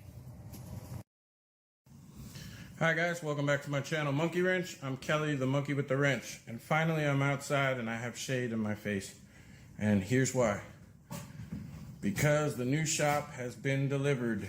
Please subscribe. It was set up a few days ago. I had to spend some time putting the fence and the gate back up, which is what I did today. I set the concrete post yesterday. So I haven't done a lot in here. But the point of this place is to have a clean workshop with a floor in case I drop something, I don't lose it in the grass, and that I can work at night. I'm a night person. I was a bouncer for 25 plus years, worked in bars most of my life. Third shift, kind of stuck with it. Been trying to change my sleep schedule for years with melatonin and everything else, and it just doesn't work. So with this, I'll be able to come out here anytime I want, 3 o'clock in the afternoon, and work till 4 in the morning, fixing machines, and I'm single, so there's no problem there. Clearly, it's an empty shed. It's all stainless steel uprights, or galvanized steel uprights, and aluminum shell, and we've got to do some things. It came pre-wired with light switch, light socket. It came with one plug on this wall and a plug on the wall over here with a switch in it by the door, as well as another plug for a light bulb up there. And I need to be able to use several of these shop lights, which I picked up from a local box store. They were 15 bucks and they are very bright. And I want to be able to have electricity out here without getting in trouble. The city has not been out here to inspect this yet. And as far as sheds are concerned, you're not allowed to have electricity in your shed unless you get permits and all that crap. And they have to come out and check to make sure that this is in the right spot, and then they can leave, and then I'm gonna hook up electricity. But for now, I need to have light out here, and I need to be able to charge some power tools, things like that. So for the moment, what we have, how they wire it, is a single box like this with the wire set up, and then you would wire it on the inside yourself. Now I'm going to end up putting a 30 amp service out here and running this the correct way, but for the moment I'm going to be using my EcoFlow generator, and I'm guessing that you could tell by the name of the title of this video that we're going to be powering our shop, at least temporarily, with the EcoFlow. And I'm going to show you real quick how I'm going to make that happen with everything that's already pre-wired. So like I said, I've got my shop light up there. I just bought one of those, plug it in where the light bulb goes, and it has a power plug on it. I use them all the time. And this thing only draws 48 watts. It's real small. If you think about it, if you're older than 25 years old, when we were a kid, you had a 100-watt bulb. And that was the biggest bulb you could get put in your lamp to kind of lighten up your room. And it didn't do a very good job. You had to put a lampshade on it to diffuse it, and it didn't light up the whole room. So that thing uses 48 watts, which is half of one bulb, but it's 6,000 lumens. That's got a 40-watt bulb in it, and it's barely enough light to see out here, even just to move around. That's 48 watts, and it lights this whole place up. So what we got is wires sticking out of a box, and everybody thinks that everything has to be a certain way, and they never think about doing things in any other way. Now this is electricity, so be forewarned. Don't try this at home. I'm an imbecile, not a professional. However, I haven't burnt down a house yet, and I've been doing this for many, many years. The simple way, what I'm going to do is I'm going to hook these up. I got my black my white, and my ground. And I bought a standard plug. Old school.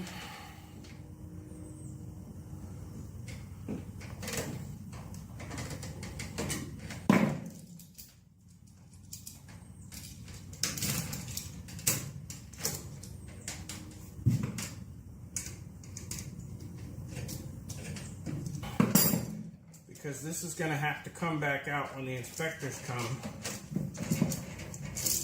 because I'm not allowed to do any wiring before the inspection. So all I'm doing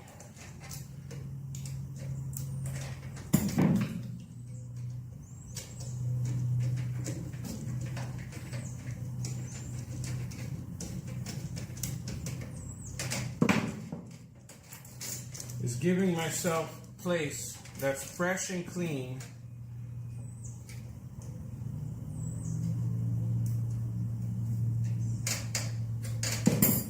and safe, so that I can tuck these wires back inside of the box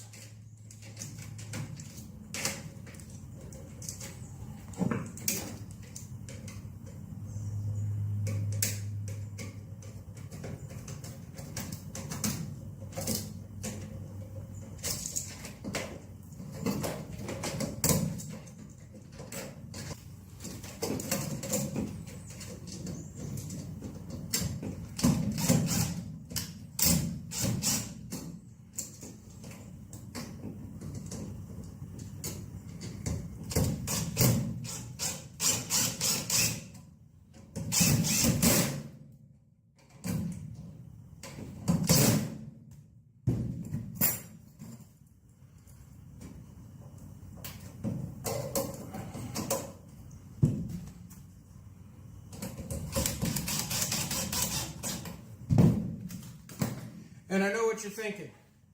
What good is putting a plug here and then thinking that you're going to connect it to power strip? Well, think about what's already here, starting right here, going all the way up to my switch, which is right there, my plugs, which are already pre-wired in, and my light fixtures on the roof. Think of that as one long extension cord with just stuff on it, like a set of Christmas lights. So when you plug in the end of the Christmas lights, all the lights come on. So the only thing that's different about this is the fact that I'm going to have to use one of these male plugs to go in there. So what I'm going to do is I'm going to take some extension cord, because I always have extra extension cords laying around. I find them for free that people throw away, and I bring them home because there's always good sections you can use for things like this. So I bought these. These are just new extension cord ends to replace the ones that break on your extension cords. And I bought two males, the parts that stick out. The females are the ones with the holes, obviously. So what I'm going to do, I'm not going to do it on camera, but I'm going to make an extension cord that's about 2 feet long, both male ends on it. Then I'm going to be able to plug this right into this plug, and I'm going to be able to plug the other end right into my power station, my EcoFlow. Turn on the power and we should be good to go. So let me make this up real quick and I'll be right back. And now the easy part. All I have to do is find the correct plug on the back of my generator, plug it in, plug this end into here, turn my generator on, turn it on the front first, turn it on, I'm at 100%. Turn on the proper plug. And now that's hooked up to the generator. I still have the switch off here, which just goes up to those light switches. Now I'm going to turn that on and my shop light should come on. And there it is. Shop light is now on. And if I wanted to, although I don't see any reason to, this is a 40 watt bulb and it doesn't put out anything compared to this 48 watt. I can still use old fashioned light bulbs up here. I can get LED light bulbs to put up in here. Screw that in place, turn on my light switch, and you can see that they both work. So I've got power running to the original wired in light. I've got power running to those lights. And just to show you that because it's all wired together already, like Christmas tree lights, I've got power way over here at my plug as well. So I can run saws, I can charge things off of the regular plug there, and everything still works. So as you can see, the power stays on the wall switches because they set it up with a switch. So the power runs from wherever you have it wired from, in my case, my generator. It comes up and it runs to this plug, and then from this plug, it runs all the way, probably a double set of wires to run over and keep the other plug on. But when I work the power switch to turn the lights on, the power still stays on the plug. So they have a double wire system. Probably instead of a regular Romex with just 3, they ran 2 sets of Romex, probably 12-2. So there's actually 6 wires together in that conduit, so that your plugs stay on and your light switch will work your light switch. So there you go. Now I can run anything that I need to, and that is a rather large power station. I can run circular saws, coffee makers, all kinds of stuff off of there, table saws. So for me to be able to use that and just charge up the power station every day or two for the moment is excellent, because it only takes, I think it'll go from 0 to 80% in an hour and to 100% in 90 minutes. So I can have full power out here for a day or two depending on what I use, and I can always recharge that thing in an hour to 90 minutes in the evening when I'm chilling watching TV. And now I have light. So if I set up 4 of those, that's 200 watts. This thing will run it for about 6 hours, those 4 lights. If I want to charge my power tools, my drills, impact drivers, that kind of thing, that's all easy peasy. So I'm going to end up setting up some extension cord over there with a big power strip, one of those 15 unit power strips like I have inside of my office, and have temporary power out here. I haven't changed anything with the exception of putting 1 plug right there, which if they complain I can take it back off and show the bare wires. So I haven't changed anything as far as code is concerned. They're not going to be carrying. And because up there I just used the screw-in converter, we're good to go there. So I've got light. The next video is going to be on my current tool cart, how I have it set up, and why it's changing to another tool cart that I bought. And in the meantime, I've been putting some decorations up here. I got Beverly Hills Cop, Sucker Punch, One Crazy Summer, Running Scared. Just favorite movies and shows that I printed out on photo paper and then laminated, so I had some decoration in the shop. So I'm going to cut this down to a usable amount of video and throw it out there. I'm just excited to make the first video here in the shop, show you how easy it is to set up using a power station and get the things that you need safely. Now that I don't have exposed wires over there, I don't have to worry about electrocuting myself or putting temporary plugs or anything like that on there. So I hope this helped. Hit the like button, hit the subscribe button. It's somewhere between my chin and my balls, and I'll see you soon. Hi guys, welcome back to my channel, Monkey Wrench. I'm Kelly, the monkey with the wrench. We have been doing a lot of videos lately on this Troy-built Super Bronco. This belongs to a customer and friend of mine, Carlton. And this has been a long-awaited project because we had trouble getting parts. The last video I did, I think, was the rear drive differential. Hi guys, welcome back to my channel, Monkey Wrench. I'm Kelly, the monkey with the wrench. Today, I've got a really short video for you about the importance of, well, I'm going to show you. This is the Gravely 34Z that we rebuilt the motor on this channel.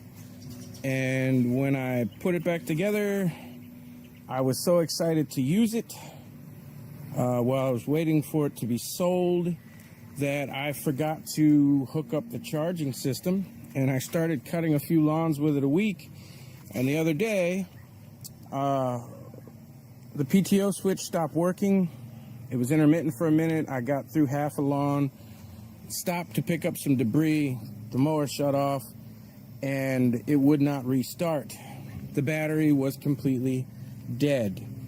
So I had to walk all the way home, which is about, I don't know, a mile and a half. Get a battery, take it back, put the battery on. I did that, and I started the dang lawnmower, and it started right up, and I thought everything was fine. So I went to drive it home, and I got a few blocks, and it cut off again. Now, there's a reason for that. Let me see if I can show you real quick without having to cut the video.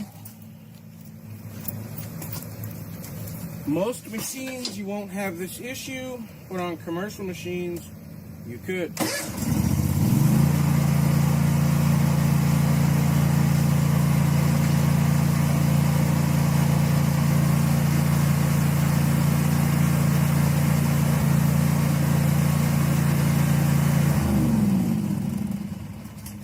And there it is. What had happened was,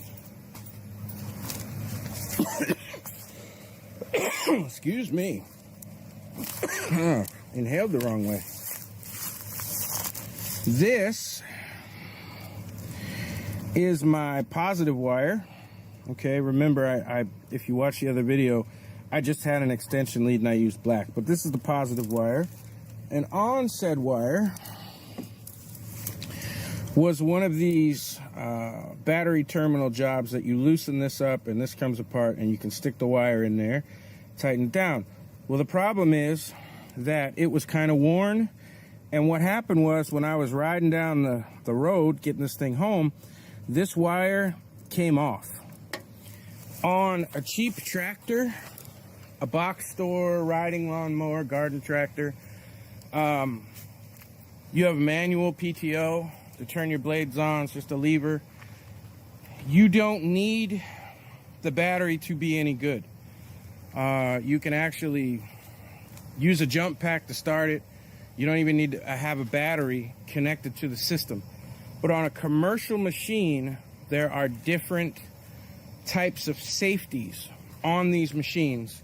So what you saw a minute ago when I started it, jumped off of it and pulled the seat up, all I did, I had vice grips holding the positive wire to the battery, and all I did to shut it off was I undid the vice grips and it died. So if you have a commercial machine and you find that all of a sudden it doesn't want to start, or it starts and intermittently will just shut off and you can't figure out the problem, check your battery connections, because if they're loose and it disengages, it will kill the power even just for a second, which will be enough to shut off the machine, and you'll have an intermittent problem and you won't know what it is. So I just wanted to point out, make sure your battery terminal connections are clean, they are tight, and you won't have this type of issue. So thanks for stopping by. This was a short one. Hi guys, welcome back to my channel, Monkey Wrench. I'm Kelly, the monkey with the wrench. Back in the shop today. An unexpected machine came up. It is a John Deere Z335E. There was a note left on it. This is a regular customer who I've worked on his machines in the past, and he left me a note and a bunch of bushings and didn't even say what they were for. I drove this thing around. The front wheels, the spindles, they barely want to turn. They're kind of getting locked in one place. They're squeaking all over the place. My guess is that it's going to be the bushings for the top and bottom of each of these front wheels. So I'm going to jack this thing up and take it off, and we'll see what happens. Okay, so basically the way these work, they have to be greased and tight and not wobbly in any way. Otherwise, every time you go to turn around, the wheels are going to kind of want to lock in one place. Makes for a pain in the butt getting around. it can actually double the amount of time it takes you to cut because of all the backing and turning and everything you have to do with one of these. So here is what we have. John Deere part number M167267. Now the customer picked these up himself. I think he went to another town to get them from the Deere dealer.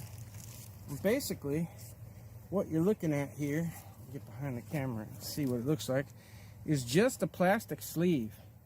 Okay, that's all it is. Very lightweight. It just takes up the space between the housing here and the spindle. So I'm going to show you how easy it is to get this off. Just like that. And all you have is a bolt and a washer. And it threads right into your spindle. And if you can see, if you look on here, you can see that it's kind of dirty and, you know, kind of messed up. I'll probably take some sandpaper to that. And right on the inside here are those two bushings. One goes in from the top and one goes in from the bottom. So in order to get them out, because we're replacing them and we don't care, just take a hammer and a screwdriver and see if you can work them out. And that's it.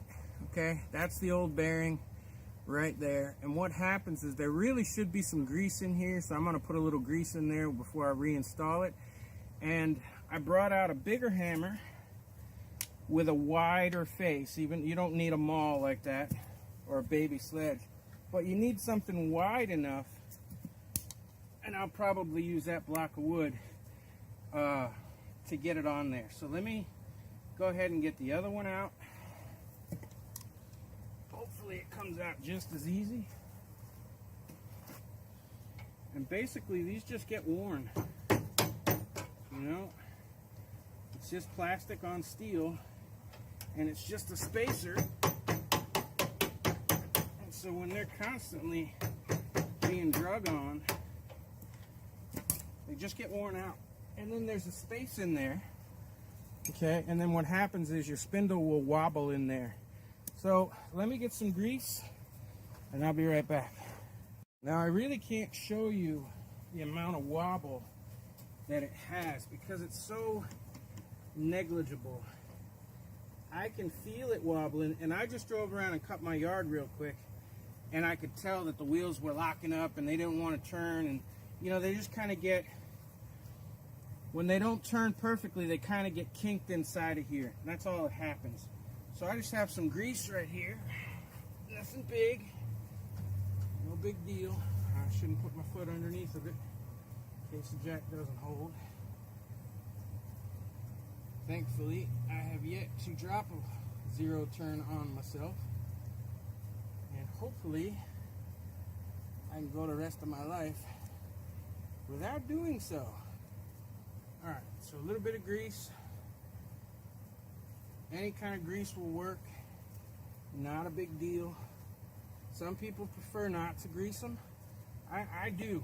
Now, grease will catch dirt and dust that goes up in there. And that's why people say, oh, you shouldn't use grease. But for me, see, with the grease, it kind of just goes right in. Just tap it down till it's flat.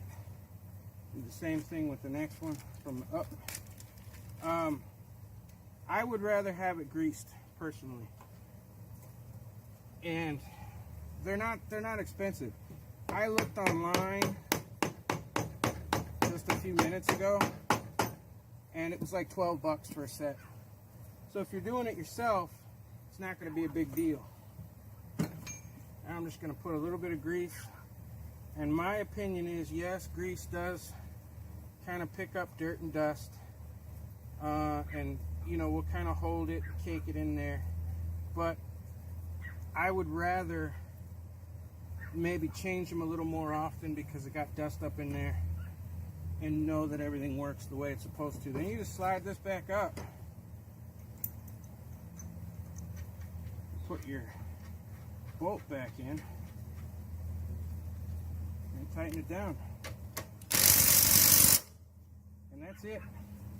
And now we're greased all the space should be out of there. We shouldn't have any issue. We're just going to do the same thing to this here side.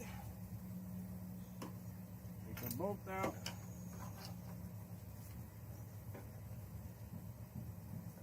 This one's really worn.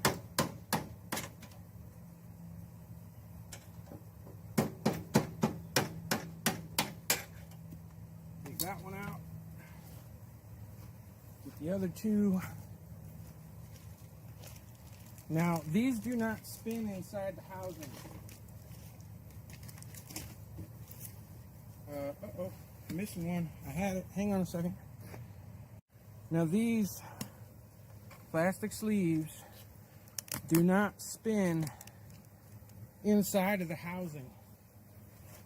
I can feel inside of here the grooves kind of where it used to be, and it has grooves on the outside of this, but that's more mainly so that it can compress when it needs to go inside. I just put the grease on the inside of it just to help it go on better, but I always grease the inside of the cup where the spindle comes through, because I just like to have things greased. It stops rust, and you know, it always helps it move, basically. So you just take that. Don't force it until you get it started. Once you get it started, then it's no big deal. Then you can tap it. Make sure it's not crooked, just like if you're putting a bearing in or something. Make sure it isn't crooked. And I mean, this is it. And believe it or not, it is such a pain to drive a zero turn around when the front wheels are kinking on themselves and they don't want to turn, and it'll actually cause your drive wheels in the back, when a wheel gets locked, instead of spinning to turn where you want it and gets locked in one position, the rear wheel will start spinning in the grass, and they'll leave a big divot in the grass because it's trying to pull against the wheel that's jammed sideways and won't turn to go where it needs to go. So you can do damage to your lawn, to a customer's lawn, and it's such a pain in the butt. Just driving this thing around for 5 minutes real quick, cutting the bulk of my yard, just so I knew for sure what the problem was. It was such a pain because it just didn't want to turn. Every time I went to turn it, it didn't want to turn. And I've got 3 or 4 divots in my own yard just from 5 minutes of doing it because the stupid thing didn't want to turn. So these bushings are very importante. And then you just put it back together. That's how easy it is to work on these front wheels. This is the first thing I did, or one of the first things I did to my zero turn. Mine didn't have the bushings that were on the axle, so the wheel was kinking here and here, and I replaced both of those bushings, top and bottom, and it's such a difference that it really does go back to being pleasurable to drive one of these around. I love driving my zero. I love cutting grass. I mean, I honestly enjoy it because it's so much fun to drive this beast around. This isn't mine, obviously, and mine's larger than this. Now, get it off the jack. And that's it. And now, when he drives this thing around, there'll be no more squeaking in the wheels, and they won't be jamming and locking on him, hopefully. And that's what he needed. So I appreciate you stopping by. This was a quick video, but an important one. Hit the subscribe button if you made it this far. Punch me in the like button somewhere between my chin and my balls. And see you soon.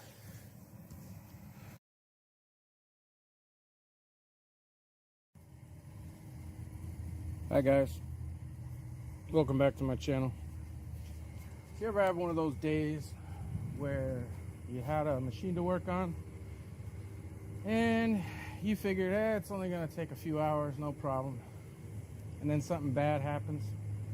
Something you could have avoided. Well, I don't think I could have avoided this. Today we're working on a Craftsman riding mower. As you can see, it's the DYT 4000. It's a pretty decent mower. I see a lot of them in here. Usually they don't need much. This mower is for a repeat customer. I worked on one of his other machines, not this one. I don't normally get machines back that I've worked on before. It has a Briggs & Stratton 18.5 horse Intech. Not a bad machine. It's got some oil leaks, but it runs good. And he brought it in, told me that the key wasn't working, obviously.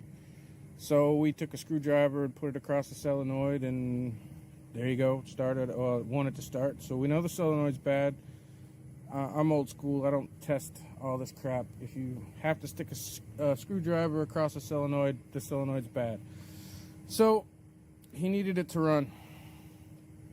So we're going to replace the solenoid. I already bought that. I'll list all the parts down in the description. The carburetor, it's been sitting for a couple of months. The rain just started, even though it's June in Florida. We got our first rain 2 days ago. Global warming is real, people. So we're just getting into lawn season here, and it's almost the 4th of July. In fact, the 4th of July is 2 weeks from now. So I've got to clean out the carburetor. Right there. I tried spraying some fuel in, and normally you can at least get it to bark, start for a second and then die, and that didn't happen. So I ended up pulling a spark plug, spraying some gasoline right down into the piston, and that got it to bark. So I couldn't figure out what else was going on, and we ended up having to I pulled the fuel line. This is your fuel pump right here, old school. That's what they put on all riding mowers, even commercial machines like that one over there. They all have the same fuel pump. Very small variations possibly in where the line comes out on the unit, but it all works the same. It's got 3 lines. This one here goes to the side of the engine, and that's what creates the vacuum pulse. This one comes in from the fuel tank, and then this one goes to the carburetor. And they're all pretty much the same. You really can't mess them up. But they go bad. So I pulled the fuel line off and flipped over the solenoid with a screwdriver. Made it turn for a while, and I was getting nothing out of it. I put my finger on the end. I felt a very slight pulse. Sometimes you can, if you put your finger over the edge while you're turning the motor over, sometimes you can get it to prime. I even tried priming it, put some fuel into the pump. No good. So the fuel pump's no good. Not a big deal. So we got to clean the carburetor, replace the fuel pump, and the fuel pump, the old hoses, the old lines, they're kind of hard and rotted, and one of them was bent under the frame over here, how it comes through the frame and goes underneath, and it had cracked. And that's more than likely what caused the fuel pump to go bad. It couldn't suck the fuel. It was trying to suck really hard, and it just blew the diaphragm. So, okay, should be a pretty easy situation. Pull the fuel lines off. It just feeds underneath of the machine, back to the fuel tank. Well, that's all fine and good, and I always start with the dirtiest crap first. So I pulled the fuel line. This one right here is the new one I've already fed through. So I pulled the old fuel line off the tank, the whole 9 yards. I flipped it up on its side. That's why that chair is sitting over there. I put the steering wheel on the chair and flipped this thing up. Pulled the old fuel line out, fed the new fuel line in. Everything was going well, and when I went to attach it to the fuel tank underneath, that's when I realized that this thing's a few years old. Right here is where the elbow comes out of the bottom of the fuel tank, and that's where you attach your fuel line. But when the old fuel line came off, it snapped that elbow right in half. So long story short, you cannot take your new fuel line and attach it to the tank because there's no place to attach it. It broke off. So what do? These tanks are expensive. They'll cost you a couple $100 if you can't find a used one. And I have people that try to do this stuff at home all the time, and they bring it to me and they say, well, I broke the fuel tank and I don't want to spend a couple $100 plus labor to put it back together. Well, you know, are you interested? Do you want the tractor for parts or something? And I give them $50. And I have a real simple fix for this problem. Well, it's not real simple. Unfortunately, it takes about an hour. But, you know, time I have. We're coming out of a pandemic. This is my job. And this is a customer who did want it fixed. So, I gave him a price for the whole job. And when I give a price, it's not an estimate. I don't up the price because something else went bad. Unless it's something that was completely unforeseen. In this case, I even mentioned to him it's possible that the gas tank could break, and I'm not going to charge you extra if I have to fix that. But I know some secrets. So today you're going to learn that secret. I'm going to have to back this up to film it, but we are going to have to take this red part of the tractor off. This is all one piece. I'll show you where all the bolts are, how everything comes apart. We have to do that because we have to remove the tank. Because as you saw where I was pointing, in order to fix the tank, we have to drill a new hole. And I can't fit a drill in there. So in order to just put a hole in this thing, we have to take the motor half apart. So I'm going to show you how to do that. Basically what we're talking about here. And again, I'll put all the part numbers down in the description. This is what we're dealing with. Stenz makes this, Rotary makes this, Oregon makes this. I don't know who else, honestly. Briggs might even make it. It is a rubber bushing. It's a wonderful thing. You can see it's got a hole in it. Hello. Basically what you do is you drill a new hole in the tank, and then you take this side, fat side out. So if the tank's above you, the hole's on the bottom. You push this up through the tank. And then, see if I can put this on the tripod and give you a better idea of what's going on. So you drill your hole, you stick that up through, and then I bought the elbow. It comes in 3 different ways. You can get an elbow with a shutoff, and this is up underneath the tractor. We don't need a shutoff. You can get a straight up and down, or you can get an elbow, and I wanted an elbow. That's metal, which is much nicer than the old plastic. And I'm going to show you how to insert this into the tank after we drill a new hole. Then this gets inserted in, and this fat part here widens the rubber that's inside the hole, and Bob's your uncle, you can fix it.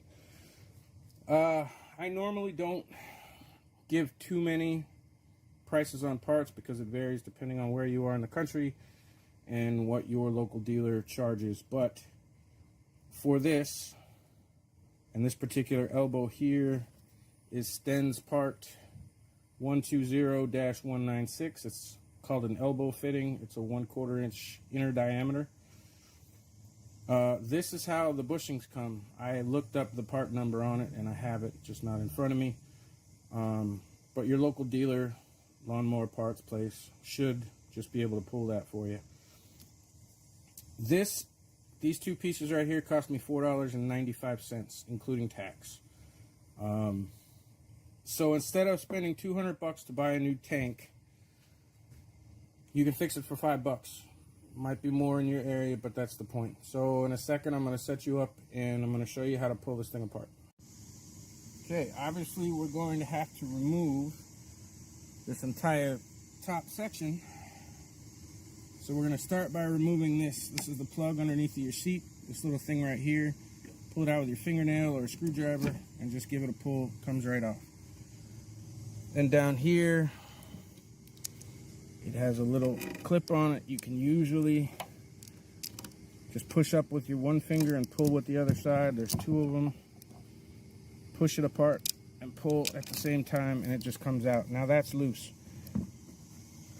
Because when we pull this apart, that wire is not going to come with it. Then we just have a couple of bolts. 9/16. There's a bolt inside of this spring. And inside of this spring, we're gonna take those 2 bolts off. I'm gonna do that and I'll be right back with you. Okay, next, we're working on this. This is your cup holder. It just clips in and out. It just pulls out.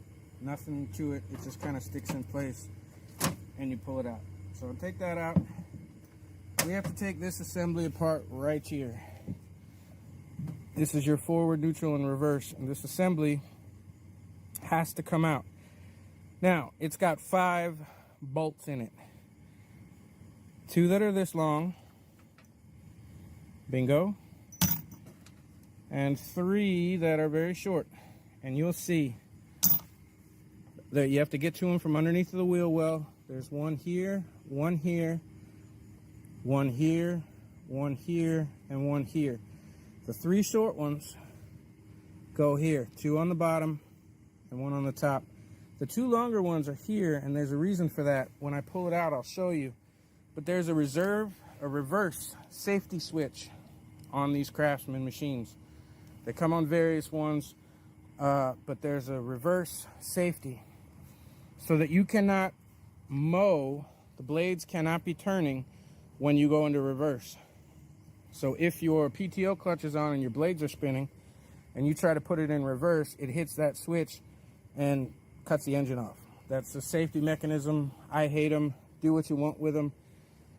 But maybe after this video, you'll understand what it is on this particular machine. And if you don't want to put it back, well, that's on you. You bought the machine, you do with it what you want. So anyway, I went underneath and I pulled out those 5 bolts. It takes a 3/8 inch socket to do that. And then this thing just slides a little bit forward. There's 2 little ends on there that slide into these 2 holes. These 2 indents here. There's just 2 little thingies that slide in there. And then this comes off.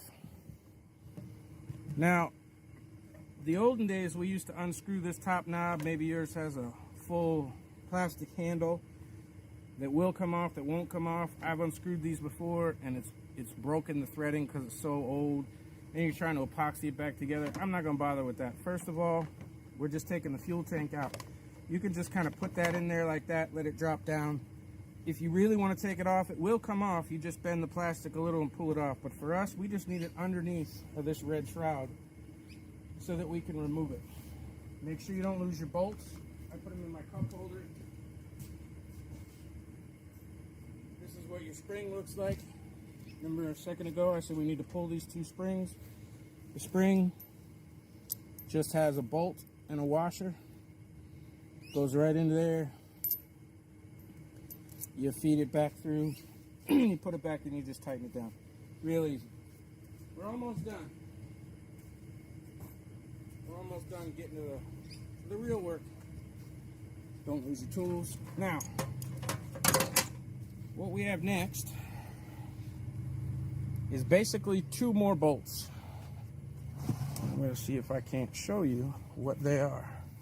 On each side, underneath your foot pad, I pulled this one up so you could see it.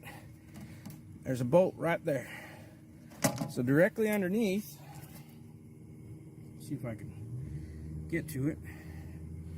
I really can't. I'm not gonna keep trying here. Yeah, okay. So underneath of here, you have your choice of 2 bolts. This one bolts onto the frame. You can either take that nut out right there, or this nut goes to a bolt, and that's the one that I showed you from up top. It doesn't matter which one you take out, but you only need to take out one. So in this case, they are round heads with a square bolt body that goes through the frame. So you don't need to try to get a bolt or a wrench on the back of it. I'm going to take this bolt out on both sides, and then we're ready to lift this thing off. It's really that easy. I'll be right back. Okay, now the bolts that I showed you underneath of here that were attached to the frame, that's it right there. It's a 9/16 bolt, and you can see, if I'm not shaking too badly, it's a round head bolt. with a square notch right there that goes through the frame. So you don't need to put a wrench on there. Just stick it in the square hole. The square will stop it from turning. It also has a nylon stop nut on the back, which is 9/16. And I took that out on both sides. And I also decided to take these bolts out right here. This one from here, this one from here. Now this front one I left because it's close to the pedal and it's not going to make much of a difference. On the other side, I took all three out. There's no nuts on the back of them. It's a bolt that bolts into the frame. And those bolts hold your steering column and your pedestal. So nothing's going to fall, nothing's going to change. But what it's going to do is when I go to lift this thing off, those bolts would have been in the way. So by taking them out, now there's nothing left in the way.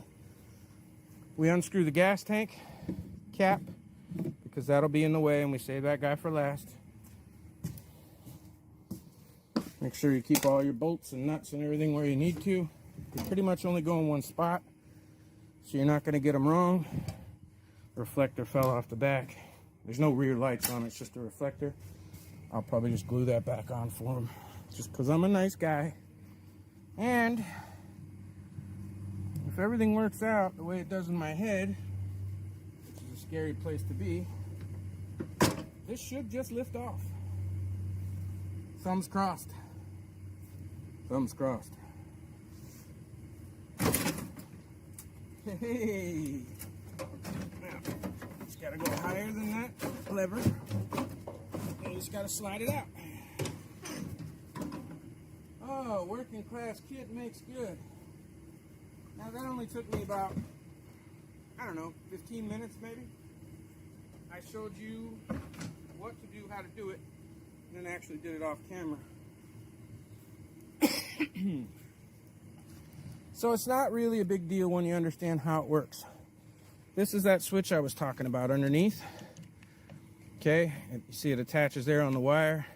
The two long bolts go in each end, and that attaches back onto that, because when you go to put it in reverse, it closes that switch and shuts off the machine if the blades are on. So you can just unplug that if you want and connect those wires there with a connector, or put it back in place and keep your safety. So now what we have to do is undo the tank. There's a bolt there that goes into the frame. Underneath all this furry, grassy, crappy crap, there's another bolt there. And we have to take this tank off so we can flip it over and fix it. See you in a minute. All right, so the magic of film, I took that bolt out. I took that bolt out, 9/16. And there it lifts off the tank. And you see it's all wet and mess because of the fuel that leaked. It's still dripping a little.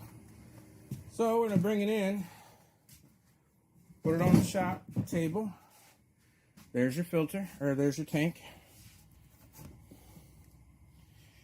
And our problem, I want to put my cap back on so we don't get any dirt in the tank. You can see how filthy nasty this tank is.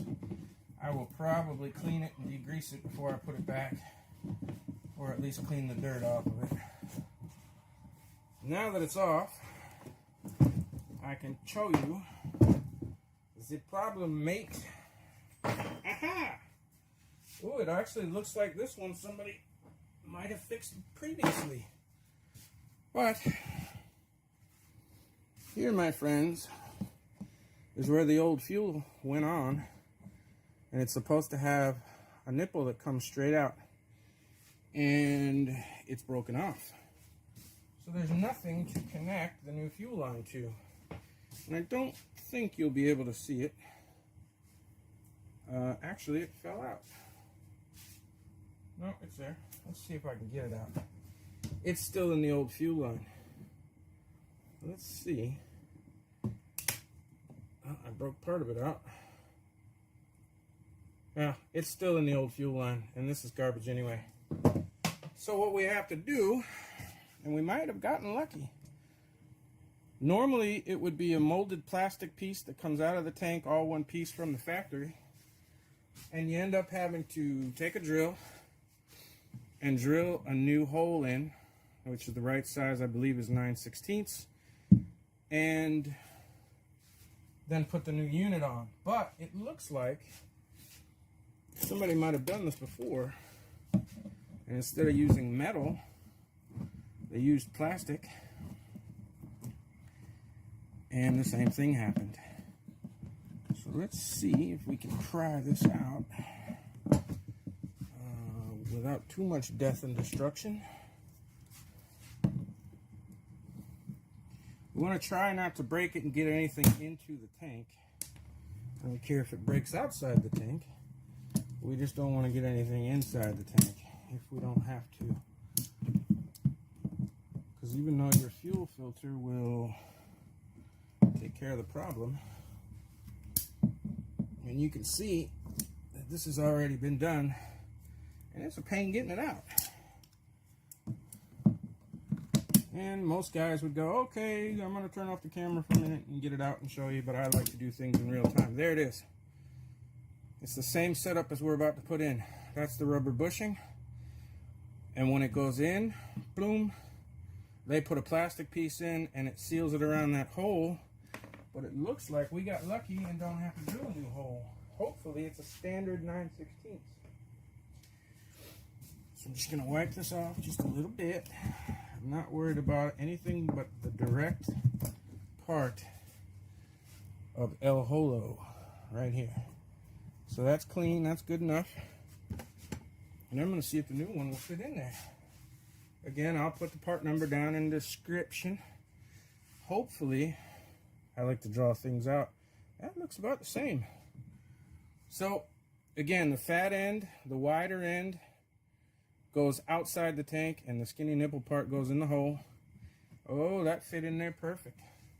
Push it down in there. I'm going to put a little bit of lube on here. This is 15W50 motor oil, 50, 1515 W5050. And people say, you work on lawnmowers, why do you need 50 weight oil? This is what commercial zero turns use for their hydro system. This is what they use for hydraulic fluid, is 50 weight. So I put a little bit of oil around it to make it going easier. Don't force it, but you should be able to just push it down in place, and bingo, bango, boingo, we are set. Now, it took me, what, 15, 20 minutes, I guess, to take half this friggin' tractor apart. Because someone went to all the trouble to do that at one point, and the tip broke off of that nipple. Oh, gotta love lawnmowers. I love lawnmowers because I make a living by my boats, my motorcycles, my cars, my vacations. I love working on these things. Most of the time I'm inside the shop working with the air conditioning. On a day like today, I got a pretty decent chance of some rain. It rained this morning, and it's supposed to rain again this afternoon, which means money for me. I don't know if you can see through those trees, but it's real dark and gray. But I had to take half this machine apart. And you know what? It would be scary if somebody said, hey, you know, why don't you take half your friggin' lawnmower apart so you can fix the fuel tank and save yourself 300 bucks, 200 bucks from buying a tank somewhere online or at your local dealer, and then paying somebody 100 bucks to do it for you. And what was that? 1, 2, 3, 4, 5 bolts just to make it easier on the side of the column. But 2 bolts in the front, 5 bolts there is 7. 2 in the back was 9 bolts, took the entire thing off. And 5 of those were just for this control unit. So that's it. I'm not going to bother to show you how to put it back on. It's pretty cut and dry. Now I can take my fuel line here, cut it the right length, plug it on there after I put the tank back on. You put those, everything's in reverse. I'll put the tank back on, put those 2 bolts back in. Then I'll take the housing unit, set it back in place, put the 2 front bolts from underneath on, put those 3, 5 back in the column. Then I'll come back here, bolt this together from underneath, putting the switch back in place, and put the cup holder back, put the gas tank back on, the cap back on, and we're right back where we started, only we fixed the fuel for $5 instead of 300. Hope this video helps you. Have a great one. See you soon. Hi guys, welcome back to my channel, Monkey Wrench. I'm Kelly, the monkey with the wrench. Today's going to be a video on how to look up parts that you might need for your machine. Please subscribe. Today I'm working on a Craftsman riding mower that has bad compression when you go to start it. In other words, the compression valve on the camshaft seems to be broken. Hopefully I can put a little bit of footage in for you right here. Okay. You can see the Briggs & Stratton emblem here. Watch when it first starts and it wants to spin and then it stops for a second and then it passes by. See how it got stuck? And if I don't let off the key, it will push itself past that compression stroke. And it'll start.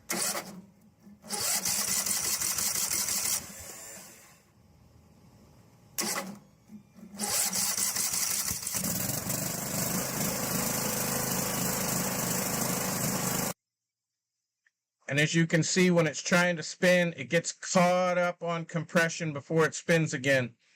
And we're going to fix that by replacing the camshaft, and I'm going to show you what's wrong with it here in a picture in a second.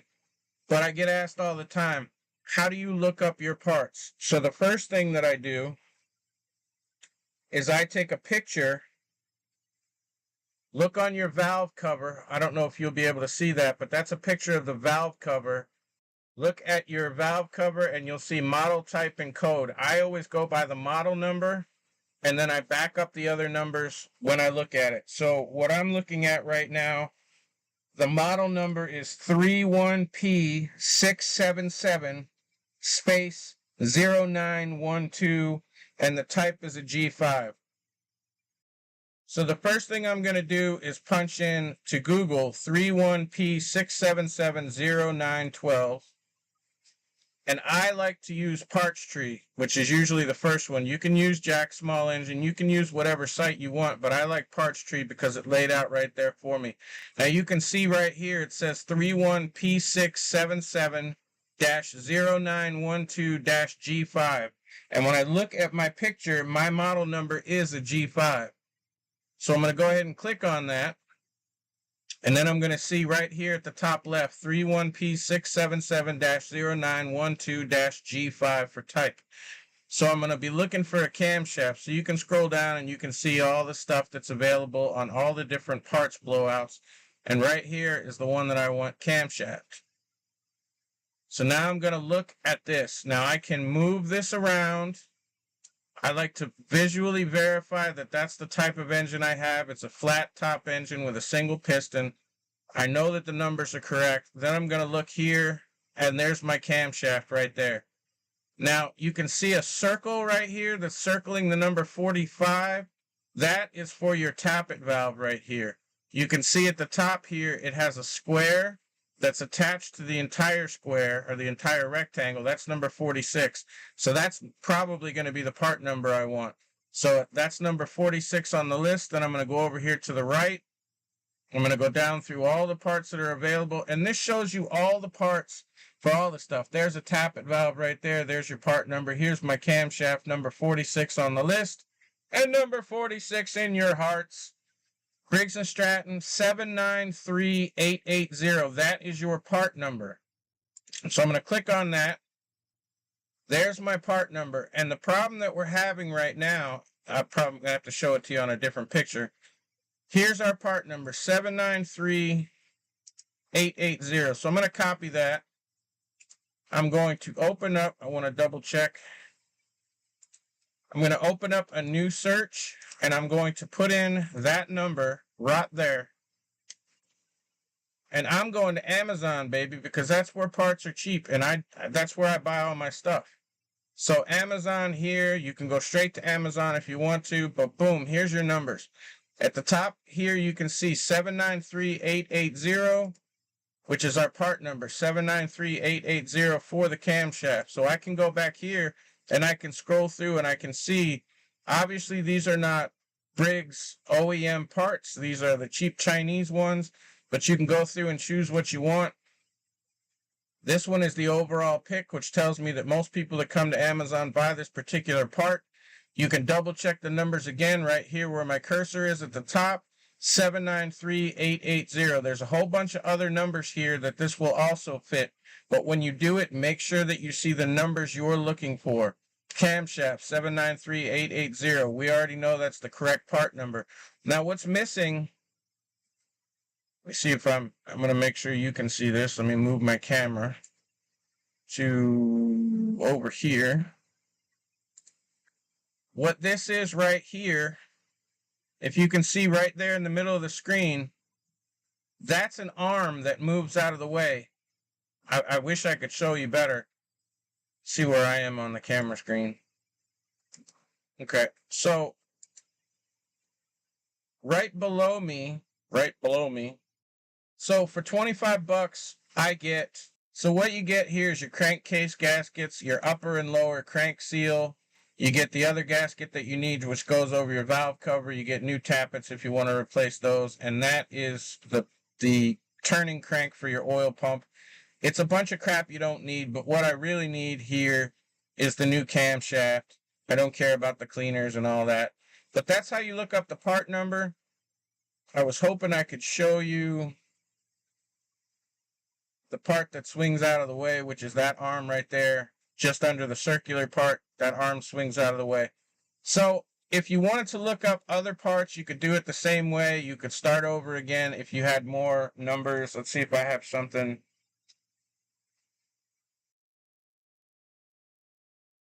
I'm also working on a Kawasaki. Let's see if it works the same way.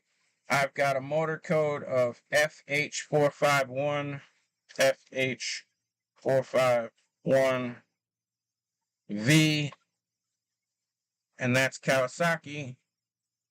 See if I can find parts tree.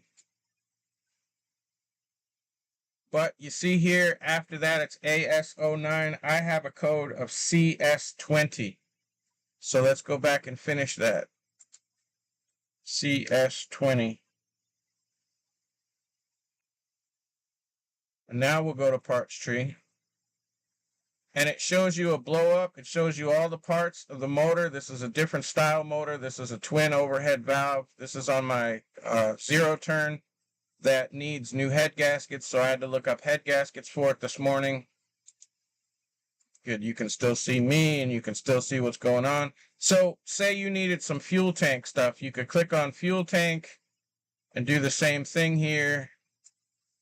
And you could see your fuel filter, fuel lines, fuel clamps. There's your fuel pump. Say you needed a fuel pump. 49040, it looks like.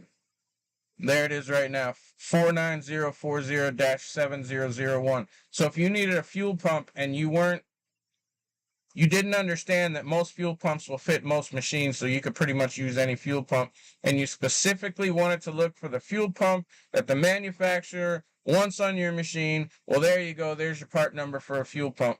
You can go back in time and you could pull up something else. If you need piston or crankshaft, there you go. You can look up, there's your piston number, 13031. You can scroll down and see there's your camshaft rod assemblies, your piston rod assemblies, snap rings. You can kind of look and see if there's anything. Here's a piston for you, and you can find all the numbers you want. Then I always click on it so that I can copy and paste the number. So if I needed a piston for this machine, now I pull up a new search, I put that in, and bam, there's my piston. And you can get it from the Kawasaki engine store right there. You can get it from eBay if you want something from eBay. There it is, $30 for a new piston. And you know that the part numbers are going to match because you looked it up in the right spot. So your number's 1300, 1708, 1300, 1708, new OEM. So if that's you needed a new piston, there you go. It's just that easy to look up parts.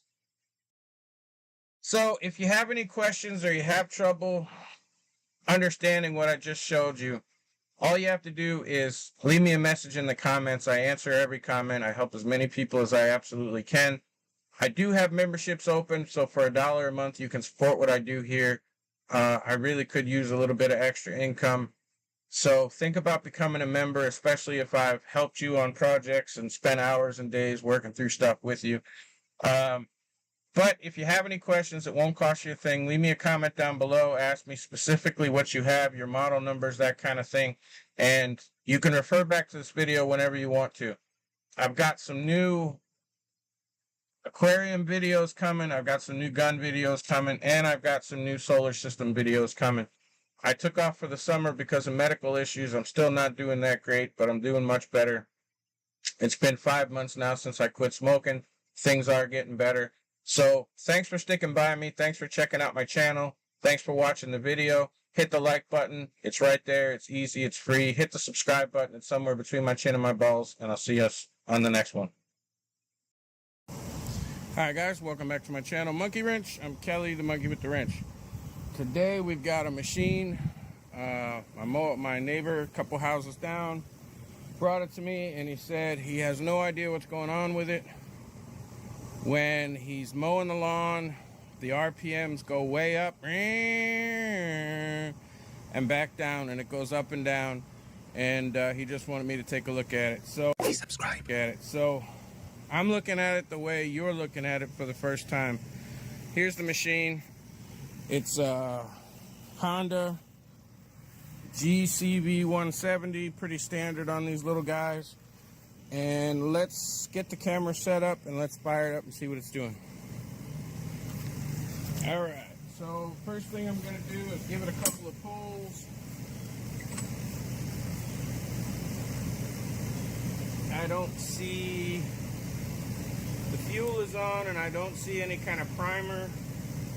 So let's just give it a couple of pulls and see what it does.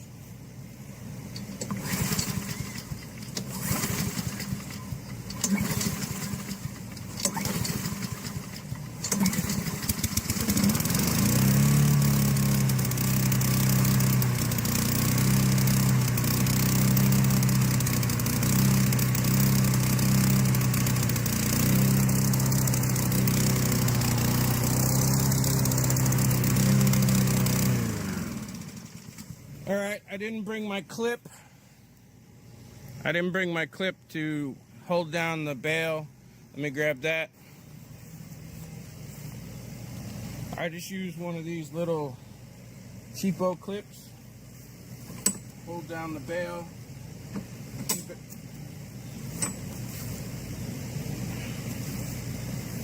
To keep it running while I see what I can see.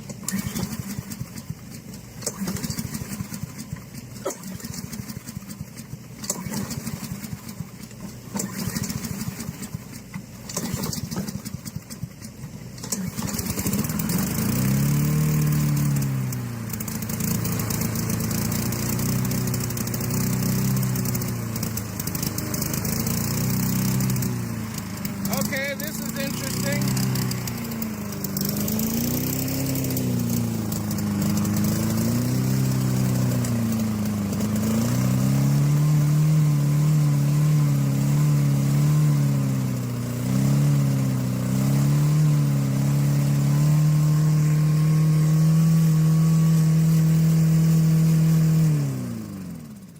Well, there's your problem. Alright, well this is definitely not stock. That's some kind of custom job. Let's take off this air cover.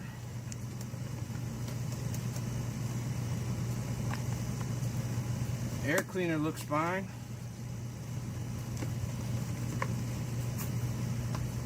Oh well, here we go. Let's see if I can get you down there. As you can see, for starters, there's supposed to be 2 nuts here. And there's only one, and this one's loose to the fingers. I'll take that nut off, take off our cover. Our rebreather wasn't attached to anything. And on these Hondas, these are just filler spacers. On these Hondas, the only thing that holds this carburetor on are these 2 nuts. So it looks to me like one backed off, fell off. The other one backed off, and the carburetor was just sitting here moving in and out on the throttle body. And yeah, it happens, especially when you don't do any kind of maintenance to your machine. Things get loose. I know it's weird. It's just like anything else that moves or vibrates. You should be checking things that can loosen up. I see some blue Loctite on here. That didn't work. So my guess is that this thing was just vibrating off and on, and that's why you were hearing it rev up and then rev back down, because it was getting more air than it should and then less air.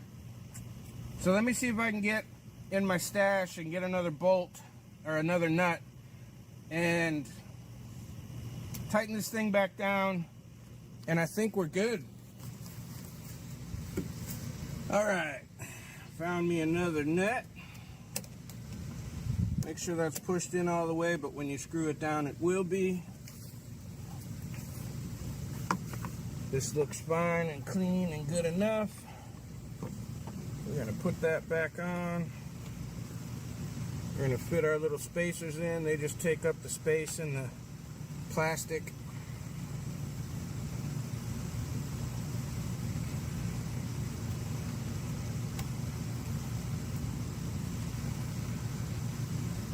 We're going to go ahead and put our nuts back on. These, by the way, if you don't know, are M6 or metric size 6 with a 1 pitch. If you ever have to go to a box store and pick up some new ones, they're M6-1.00. Just tighten this down.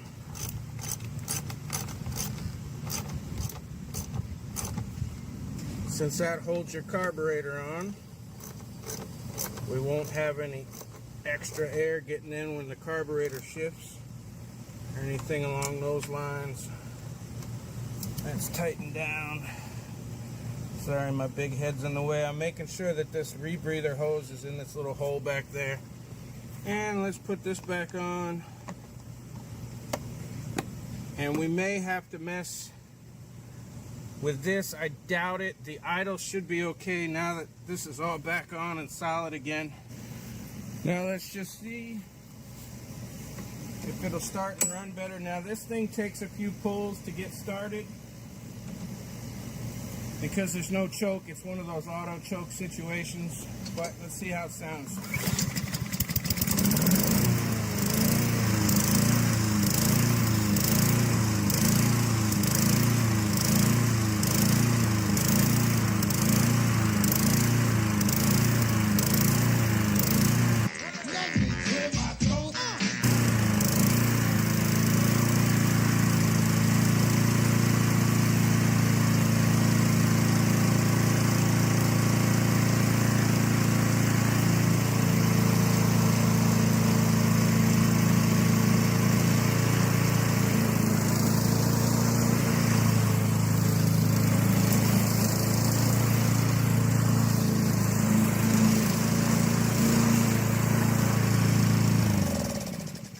Well, there you go. I took out the air filter, and you see that took care of the throttling up, boom, boom, boom.